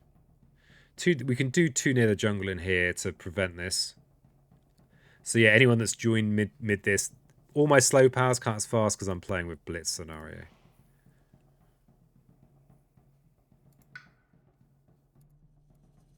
But yeah, this is horrible. Could look at a major power. Will I have the energy for any of the YOLO majors? I will. No, is the short answer to that. Unless I look at the power, get to 4. Actually, most of the powers that could solve this land are 4 and under, but they often are going to need like a sacred site or something. You're not going to be able to make a sacred site over there. Oh, we could. No. We could. It's not ideal though. Not ideal.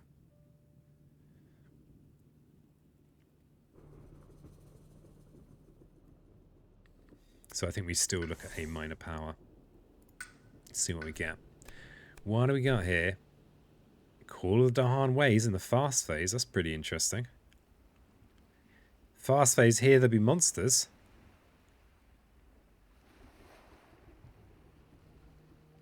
This does have the animal element on it, as does Call of the Dahan Ways. We didn't draw a solution for in here. I mean, but I didn't think there was a possible solution we could draw from in there, so no big surprises. We didn't draw a defend card for in here, which is kind of unfortunate. So we're probably going to want to turn this presence into a beast. But then we might just lose to tipping point.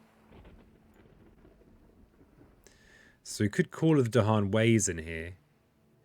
As long as we play it with Teeth Gleam, which we probably are playing with Teeth Gleam. So we might actually be able to deal with this land. If we turn this into a beast, we Call Dahan Ways in here. And then we go in. Then we bring this one in. And Tune of the Jungle in here. I think this is so good this turn. I really like Here There Be Monsters. I think it's really good. Look at that. Look at this little guy. What a hero. But I think this is the one this turn. And I'm also kind of quite pleased. I very rarely actually get to use this.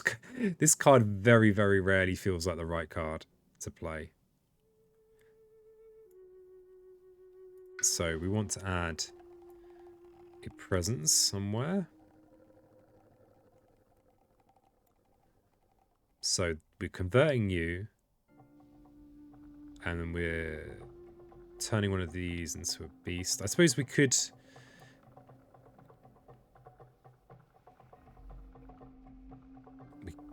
We could just trail off. We consider that peasant? We consider just trailing off? Yeah. Could do that. I think we might make you into another beast. You over there. So these three... Make this into a beast. Tune of the Jungle is going to have a good target. Well, it's going to have a target. Well, we're playing it in here. We're playing it in here, peasant. You've already said you were doing that. Okay, so we'll do you in there. Call Dahan Ways in here. Turn that into a Dahan.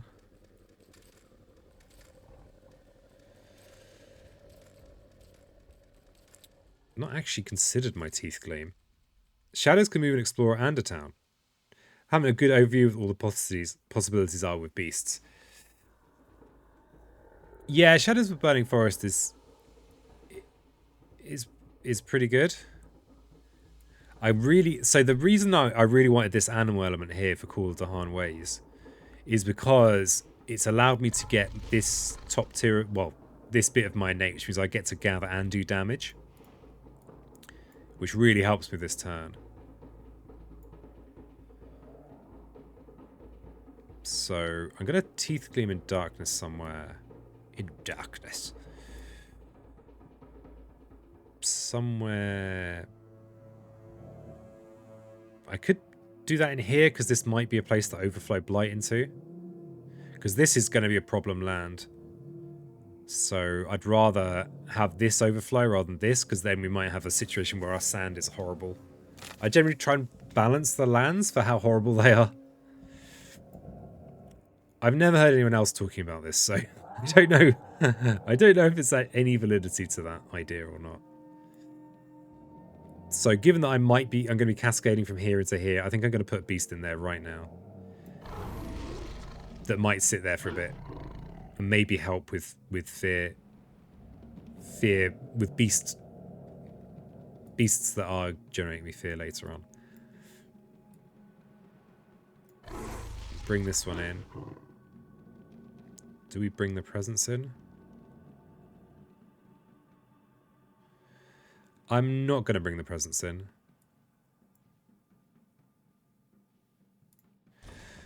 Because this is still risky. And I don't have much presence on the board to risk. Okay, so I'm going to push a beast into here. And one into here. ABC Guide to Blight Arrangement on Ireland. Today featuring IKEA representative from Sweden. Yeah, pretty much. Oh, search for new lands again. On each land with these 2 explorers, push 1 to an adjacent land without invaders. And then on each board, push 1 beast to an adjacent land with no blight. It deals damage there. Okay, and then canny defense. So we can basically... It has to go somewhere with no blight. We could use it to prevent this build. That's worthwhile. But I think it does have to move. So I'll take it from this land, given that I'm planning to cascade into here.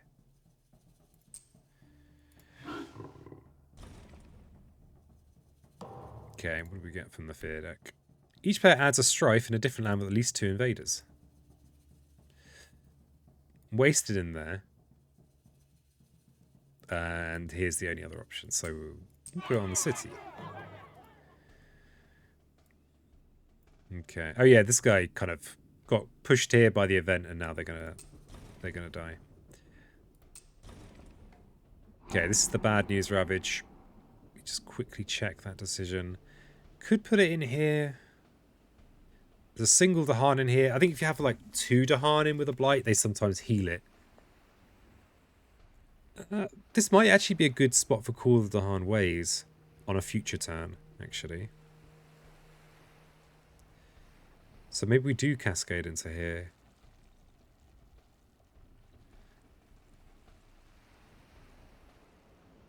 Yeah, if sand comes up here, then we can call the Dahan Ways in here to make this kind of make this land okay, and let this one go. And if mountain pops up, we've actually got a potential for defend here if we ever gain a defend card. But I mean, we've got a good use for cool here or here. So I think actually pushing in here is good, because this we can do something about this land even if it has blight in. This land doesn't have a Dahan in, so we kind of need to use our beasts in there. Okay, escalation. So we did get mountain. So we need to add a town somewhere. These are about to shift down. So we will be adding a ravage in these. If we add a town here, that's an extra ravage to worry about. Given that we have not got a big hand or any defend cards, we don't want to be doing that. So probably we do put it in here. It does have the Dahan in though. So again, solvable with Call of the Dahan Ways. This seems to be doing. This is covering a lot of my many cheeks in this run. Or helping give me the illusion that some of my cheeks are covered. Okay, they're going to add an extra explorer. So here it bumps from... Either way, it's bumping from 3 to 4 damage. If I add an explorer here, then the Call of the Dahan Ways doesn't kind of deal with the ravage.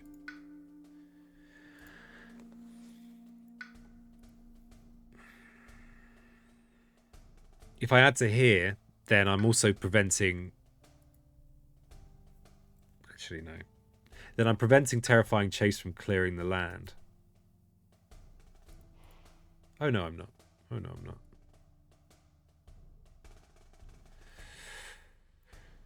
If we do get a defend card, this is gonna help. If I plan to Terrifying Chase in here, that's pretty good. Yeah, we'll add in here. Not really sure about that decision. Honestly, I'm not sure. Okay, so this turn we've got a turn off from Ravages, which is good.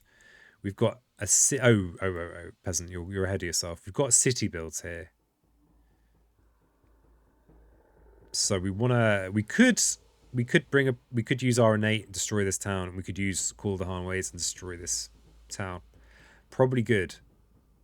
But we are against Prussia, so we need to get a wiggle on, whatever it is we're doing.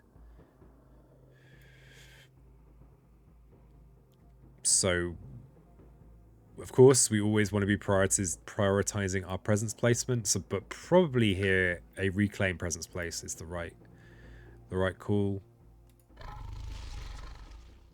Yeah. So let's see what card we get given. So I've got all these moon cards, which is pretty good. What am I... Feels like I'm leaning very hard on Call of the Han Ways and Terrifying Chase. So there, we don't have a lot of budget for mages, so I think we are looking at minor power. Okay, Drift Down is now going to cost me -1. Because it was 0 cost and we are blitzing. Disorienting Landscape could be pretty good. Mountain Jungle. So Drift Down is not going to help us with this turn's Ravage because there's nothing going on there. I mean, it would gain us an energy, which is kind of funky and interesting. It also has good elements for if we get Paralyzing Fright, which we probably won't. This could mean we could actually push into here and use this defend to kind of... Except we've kind of already got a plan for our turn, really. Drift Down aligns with Fright. Just saying. Just saying. It certainly does. Now, we did have this like fairly horrible early Blight situation where we had 3 Blight come down in a way that was mostly unavoidable. If we start doing Absorb Corruption, we can kind of remove some, but it's very expensive. To actually remove Blight does cost us 2 energy, which is a bit beyond our budget.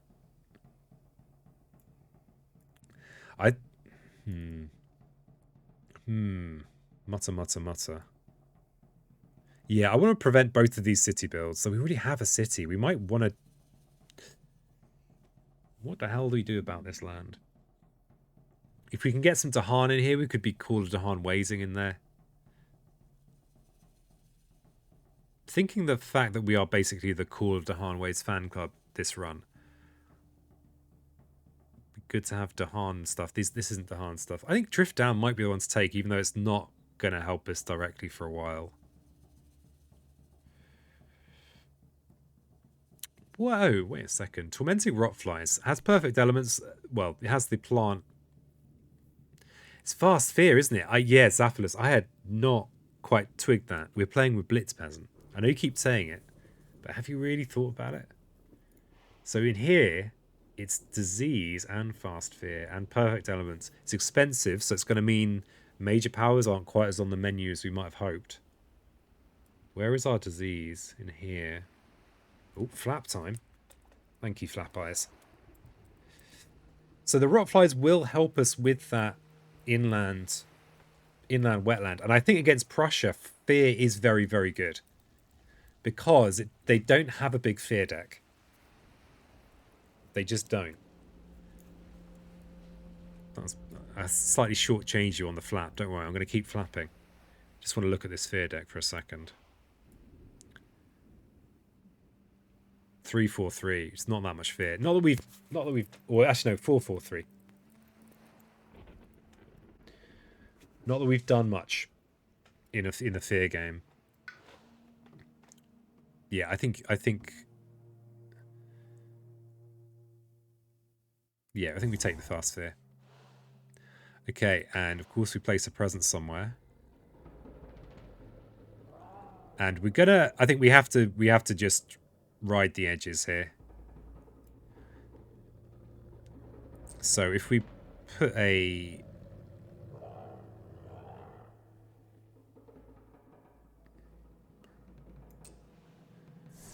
I think we just immediately convert this beast into a... Sorry, this presence into a beast.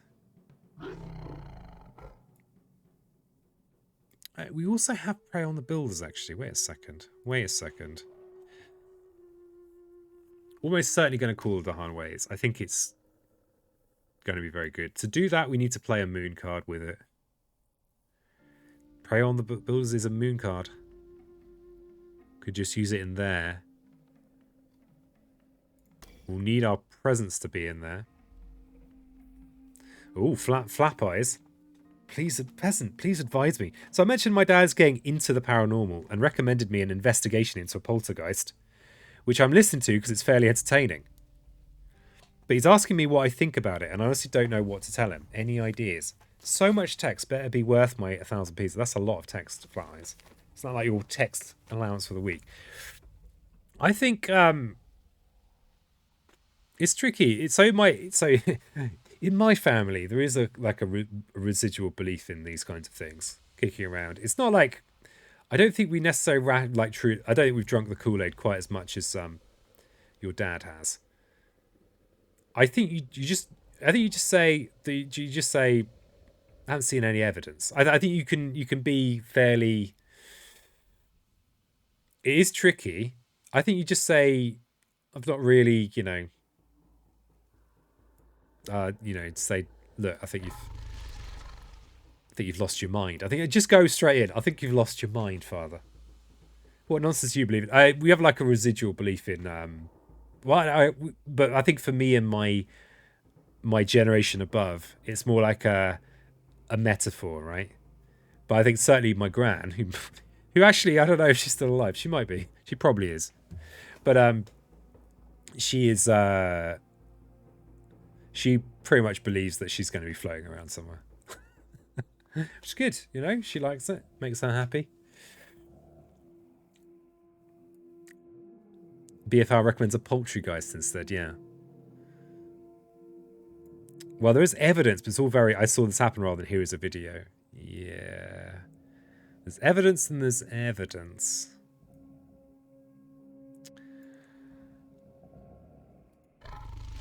This is the trouble with using this. We actually need to use some of these. So, I haven't been very helpful there, but you shouldn't be surprised. Don't let my lack of helpfulness surprise you, Flap Eyes. He's asking you what you think about it. I think you know your dad better than I do, but I think you just I think if you just politely say, look, I guess you've got to see like what do you want to get out of it, what do you...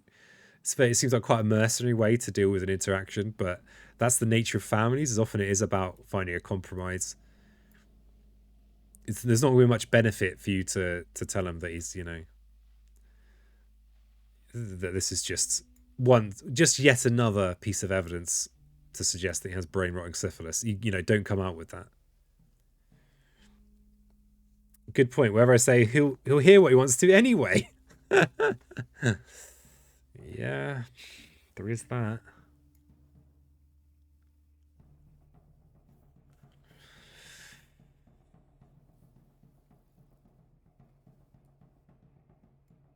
There is that.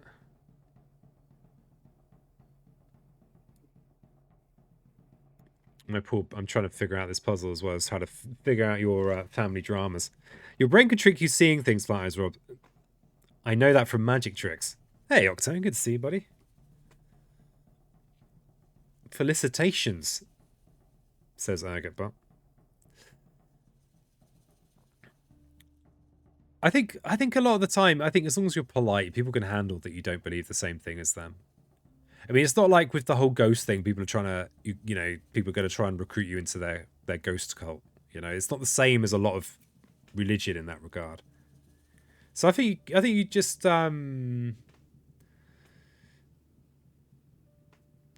say you've not seen any ghosts. I don't know.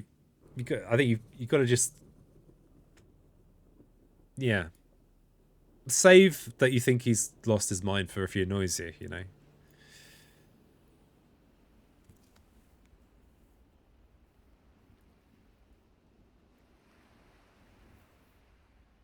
Crunch, crunch, crunch, crunch, crunch. I'm just going to crunch in the background. Well, TLDR, definitely lead with brain-eating syphilis line. Yeah, there you go. See, you're feeling fancifully and sesquipedalian today, Ergotbot. That's pretty much Ergot. One of Ergotbot's many fungal faces. I think my dad is trying to recruit me. Okay, then. First crunch of the stream. Yeah. My brain's finally overheated because of my very warm hat. I mean, the flat's quite cold. It's not that cold. It's not cold. It's not warm, though. Not warm. I think preventing city builds is important, but this is a real problem.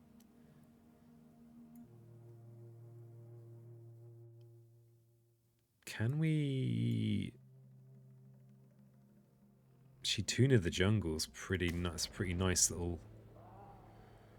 Kind of gets the job done, doesn't it? This is actually quite a lot. We could use flies instead of gleam. Thing is with the beast is that it is just... It's like a... Especially for fangs, it's an investment. A celebration for all the crunching. Celebration. Well, you know one way of celebrating raffles. It's the only way I know. There you go. Have a celebratory raffle. Celebrating the crunch. Generally celebrate, you know, surviving to the end of the stream. Occasionally, other things. I've added a few extra prizes today. Blues bot is straight in there. Yeah, blues is always... It wouldn't surprise me if some of the more tech-savvy people have just got something reading my ISE. Well, I mean, it probably wouldn't be worth the effort, really, but, you know, it wouldn't be hard.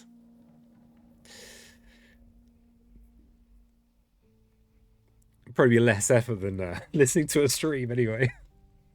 Which is a lot of effort.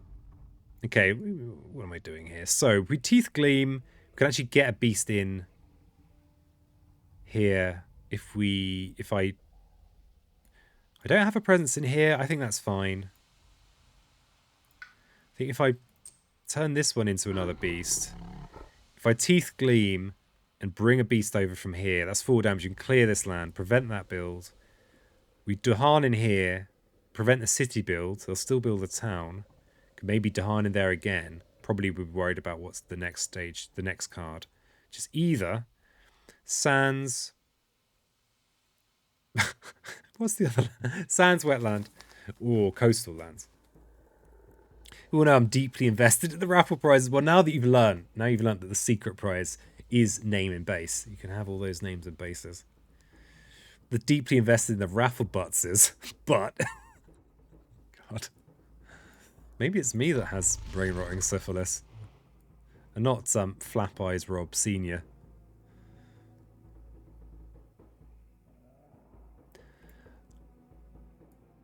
It's tricky, though. If he gets really pushy about trying to recruit you, I think, you're right to have come to me for advice, because, you know, very wise. Nice win, Octo. He's barely got her and he's winning prizes.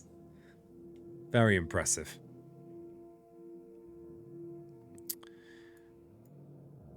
In fact, we can 2 near and we can Dahan. No build whatsoever in there. Clear this land. We incidentally would have generated a bit of fear. More Dahan on the board. Yeah, this is alright. It's okay. We haven't really assumed our true form just yet. But yes, it's okay. Just a defend card would be nice. So we Teeth Gleam in here. Add a beast. Dahanway's in here. Place that town. 2 near in here.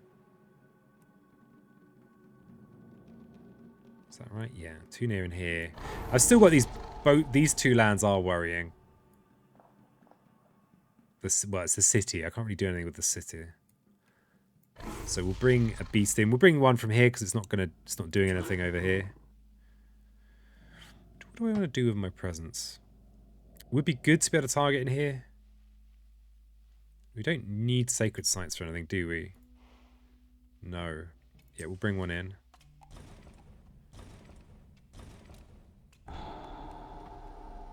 And then we want at least 1 beast in here. We might even want multiples. 2 beasts in there could clear the city with a fear card. A beast in here is not so useful because we've got Blight in there. Yeah, I'm going to put both in here. Am I going to move a presence in there?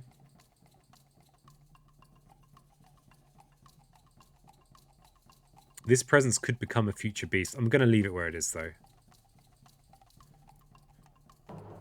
Feel like that's, yeah, risky. When exploring once per board, place a town instead of an explorer. And then on each board, add a beast to a land without blight that has a town. And then defend with the Dahan. Oh, we did get a free beast. That's a result. Jungle Ravage, there's no Jungle Ravages. There's no builds. What do we get? Sand. So this, let's just think about this. This is well, we can actually do something about this. This isn't too bad. Here, if we put in with Dahan, we can convert this extra town when we want to.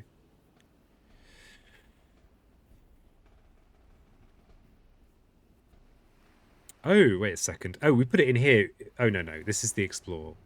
This Ravage is not happening anymore. Next turn, there will be a Ravage in the mountains. If I put it in here, but we don't have Defend, so not ideal. So I think I'll put it in this jungle. And then I think we've got the reason I think this could be do with being a bit clearer. I think the first one is going to be a town because of the event. Yeah. It would be cool if it said that. So this is Call of the Han Way solvable.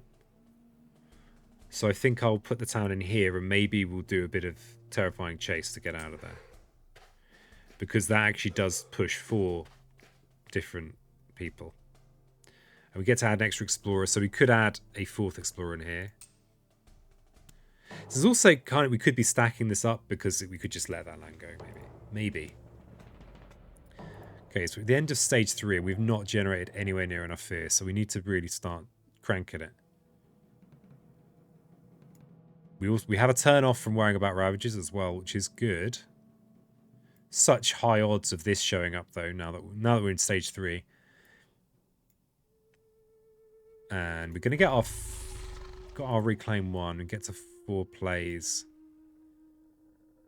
That's a city build, but we're gonna yoink that. We need to play a moon card, that's fine.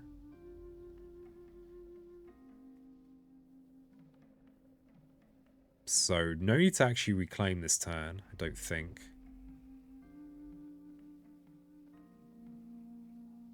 We definitely want a nice defend card of some kind.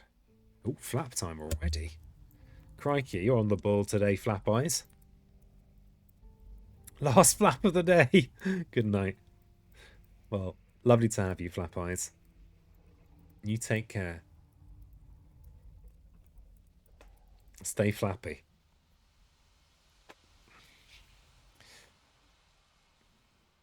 Okay, we'll look at another minor power because we're using the expensive minor powers, so we'll.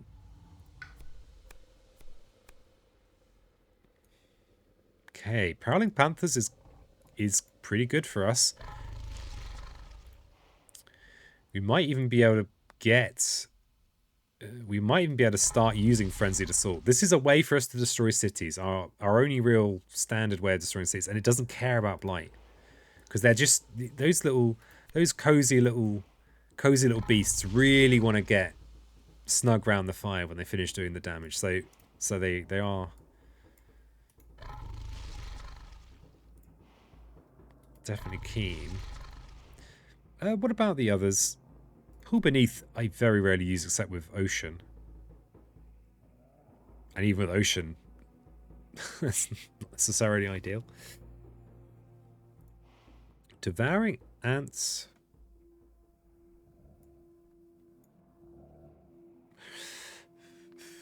Yeah, I think we need this tier to actually do anything in here about the cities, or just about the cities in general. So I think that's the clear pick.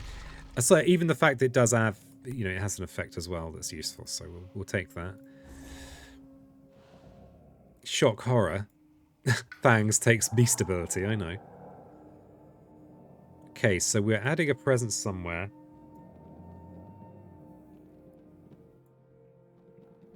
Okay, almost all my cards have got animal element. Not all. That's the thing I need to be wary of is using Rackroot. Probably don't want to use it. So I might want to try using it early if I'm going to try and hold out and not reclaim. So how much presence have I got on the board? 3. It's not a lot of presence, but it is enough Does mean I should be able to stay at 4 for the turn where we cascade, which is kind of what we need, while still kind of having the biggest number of beasts on the board we can manage.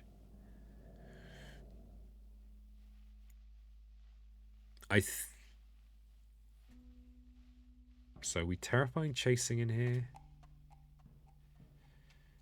Dahan Wazing in here. We could do Frenzied Assault, but it's only 2 damage. So maybe this is a turn for Rack Root.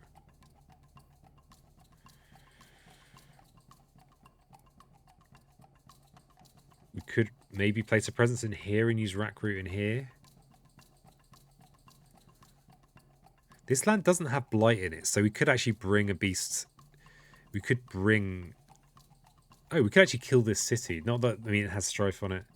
We've not drawn defend type things, though.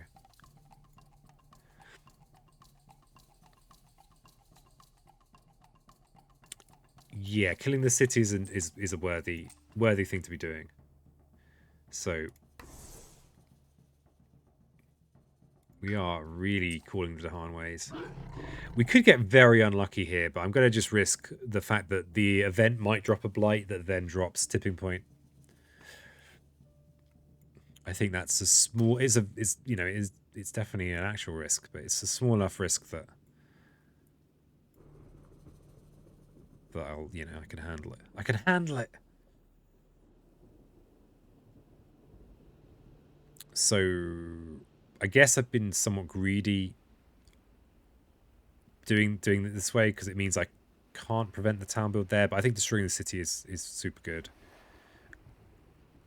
Well, is it super good? It's good enough. I think we want to crank some fear.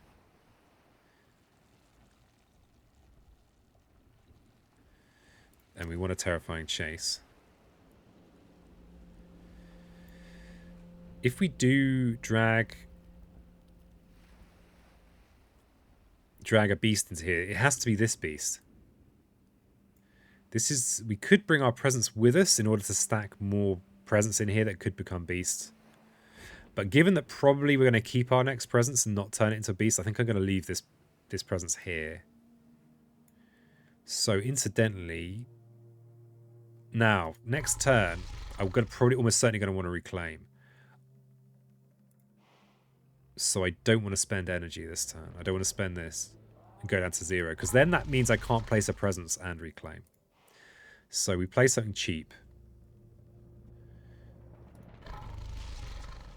If we play this, we've actually got Frenzied Assault, which I think is going to be worthwhile because it is 2 fear once it's destroyed a town. But we do lose a beast doing it. But we are about to get to stage 3 and we need to hurry up.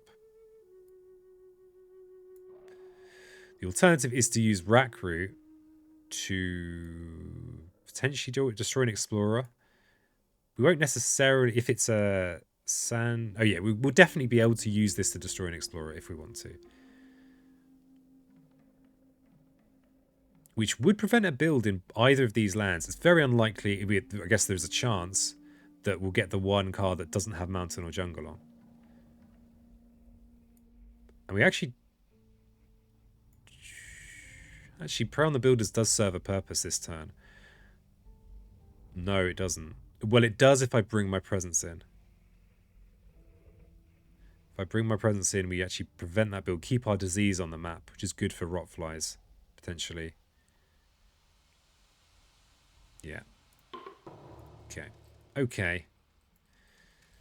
Which Explorer do you want to remove? Because it happens in the fast phase. Good call, Mega Chris. Good call. Well spotted. What the hell are you talking about, peasant?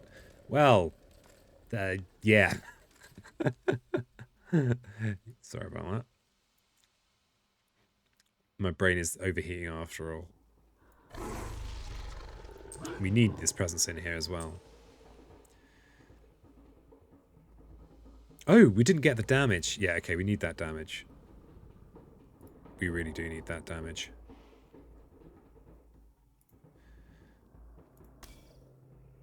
Yeah, that damage I think is important. So we switch out prey.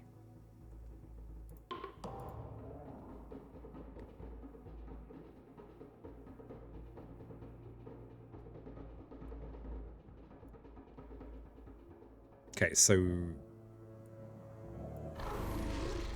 convert you.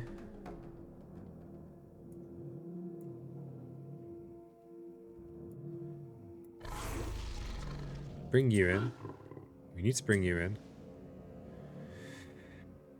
Destroy the city.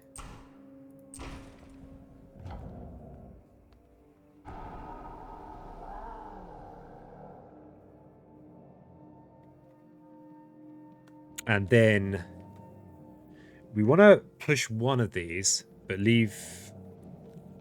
Wait a second, what thing is that? Let's push 2 and then push another 2. So we can...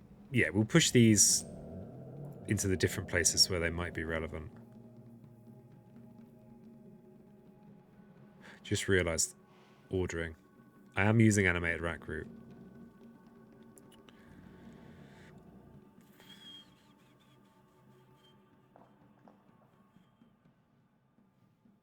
So we'll use animated rack route in here. Except we won't... Oh yeah, we'll... Do I care about the extra fear? No. Yeah, we'll leave a... Wilds in here.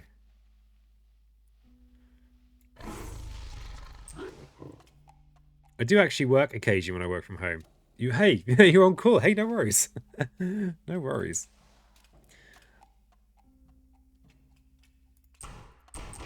But yeah, well won. Okay, so it's a trifle of fear. A trifle. So we only need to leave one beast, but that we can't. We have to leave at least one. So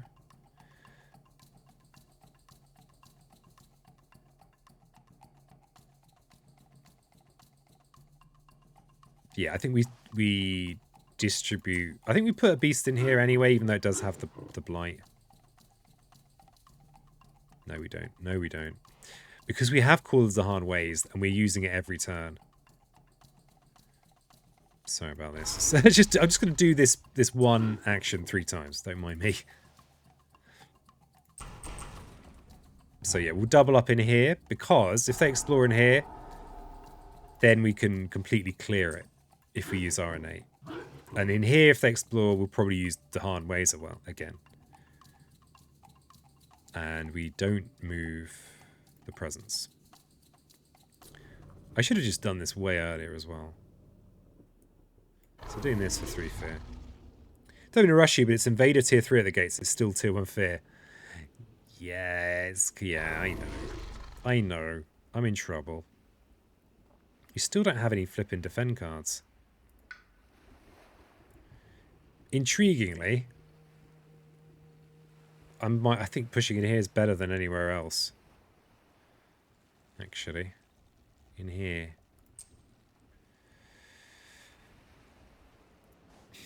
Because maybe one day I'll gain a big defend card. I think it's better than, yeah, better than anywhere else. Power Storm plus Cooler to Hard Ways. It's only 1 approved cards combo per person. It's Cool to Isolation. Yeah, the super isolation. Years of Little Rain. Oh, I hope I've got... Have I got presents with Dahan? I do. Do I have a... Oh, I have to forget Cool Dahan Ways to get it. No. See, here's the thing. I don't want the Island to Blight this turn. Especially as Blight to a Sands. We could actually afford a Blight to a Sands, but that could kill us. We have to use the Drought. Now, I always want to use the Drought, but the pain here is that I'm going to have to forget Call of Dahan Ways, which I've been leaning on incredibly hard. But because of the fact that instant loss is possible from this, I think I have to go ease the Drought. Good riddance, Dahan Ways. Yeah, you never were as good as Call to Isolation anyway. We're also, by the way, going to get Beast Attack, which is pretty good. Do we even just win this turn? No, we don't just win, but we do a lot. Yeah, we use the Drought.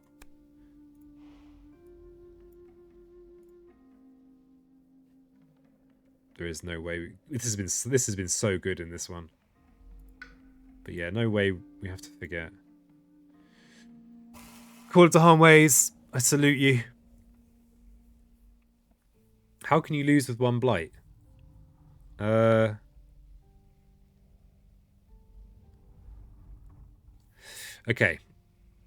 I'll go through it. So, in the Blitz scenario, if the arm becomes blight, you put one less blight per board on the blight card. Okay, so that's one thing that is non-obvious.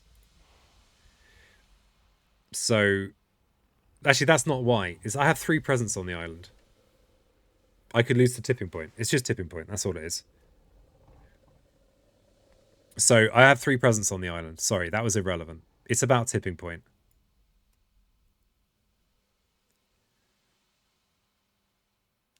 Blight the island, reduced structure HP means a lot of kills. The effect of the blight card. Yes. Yeah, Mega Chris. There's a blight card that's introduced in Branch and Claw called Tipping Point. And each spirit immediately has to destroy 3 of their presents. And it is essentially, I play around it in every single game of Spirit Island, pretty much. Not everyone likes it. I actually quite like it. I like it as a card. Because if you survive, it's got 5 blights on it and no other negative consequence. But yeah, so that's a risk that's not worth taking. I mean, I'm also going to get to place a presence here. It's not all bad.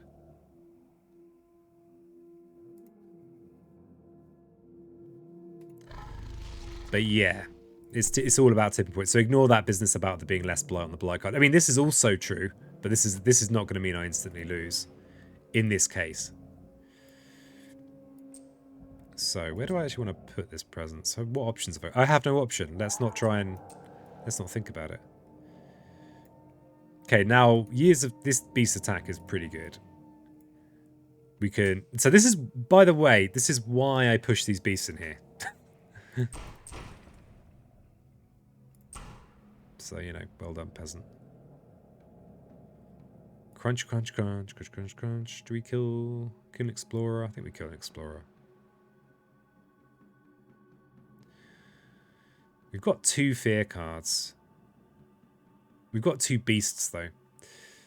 So, if we do multiple... Actually, we might just do a single damage with the beast. No, I'll kill an explorer. We'll take the safer... Okay, we've managed to upgrade. We've got other beast damage to do, though. It's just like, if Years of Little Rain... You know, could it be a better card? Decision now is,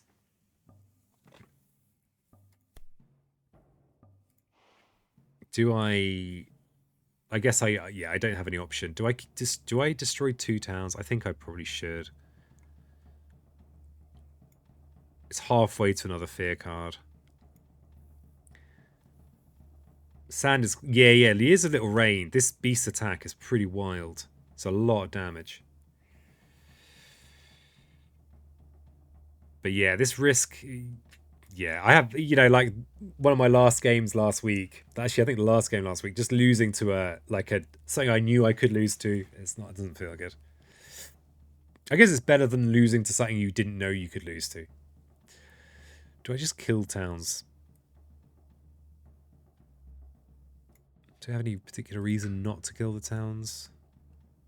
I think I just kill the towns and lose 2 beasts. That's fine. We've still got a load of beasts in the places that matter.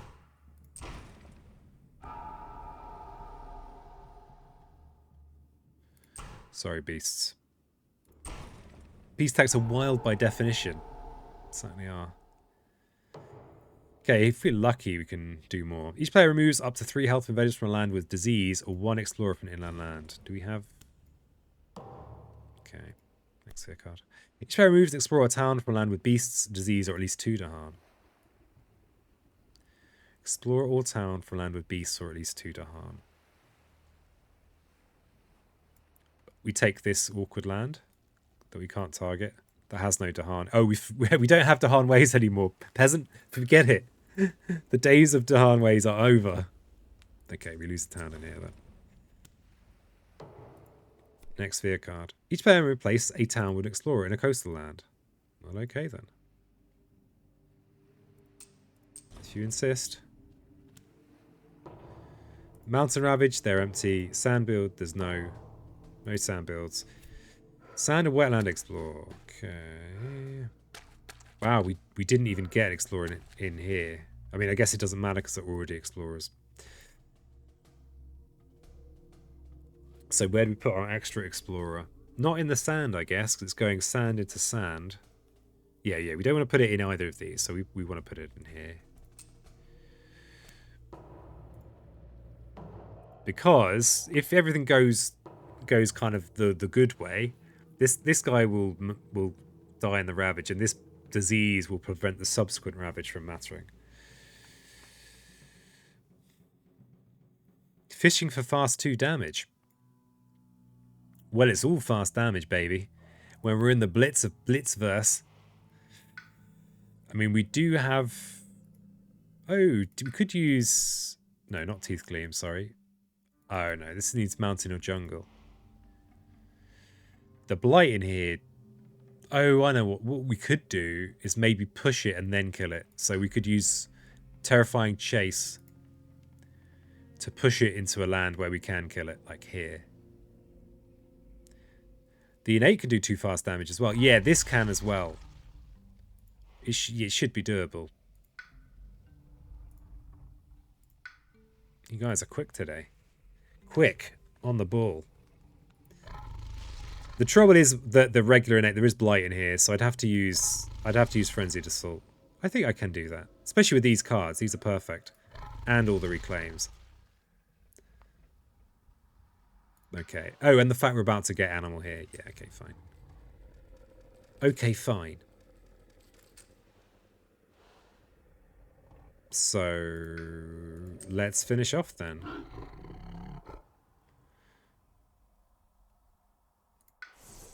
So, we just need Terrifying Chase. Oh, I probably shouldn't rush this so much, actually. But we've got the Moon and Fire, so we should be able to just any beast card will do it. Any animal card should do. Because we've got an extra animal on our track here. So we've got the... Not that one. This one. And because it's blitzed, it's fast.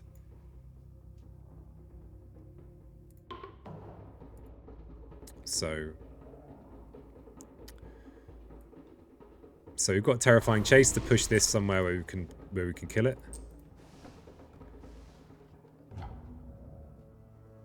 And then we can kill it.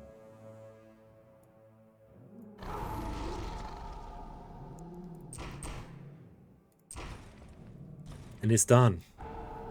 It's done. I hope it's done. So yeah, I couldn't use Ranging Hunt in there because of the blight. But I could use Frenzied Assault.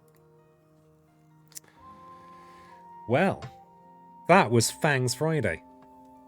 Thanks for joining me today. Oh, if you're on YouTube, like the video. In case you want...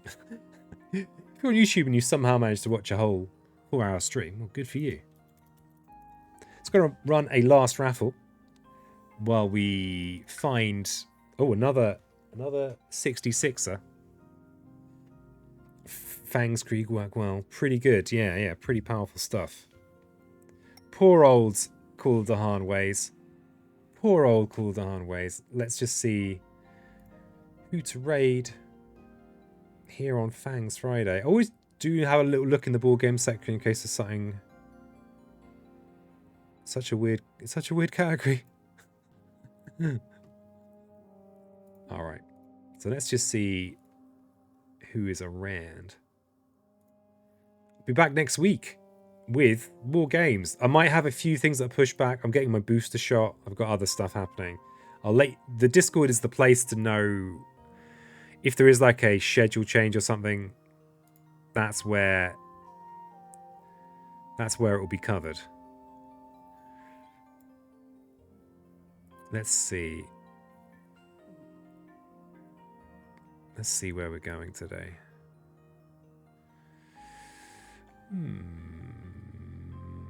Let's raid Pagrax. Pagrax is playing Satisfactory.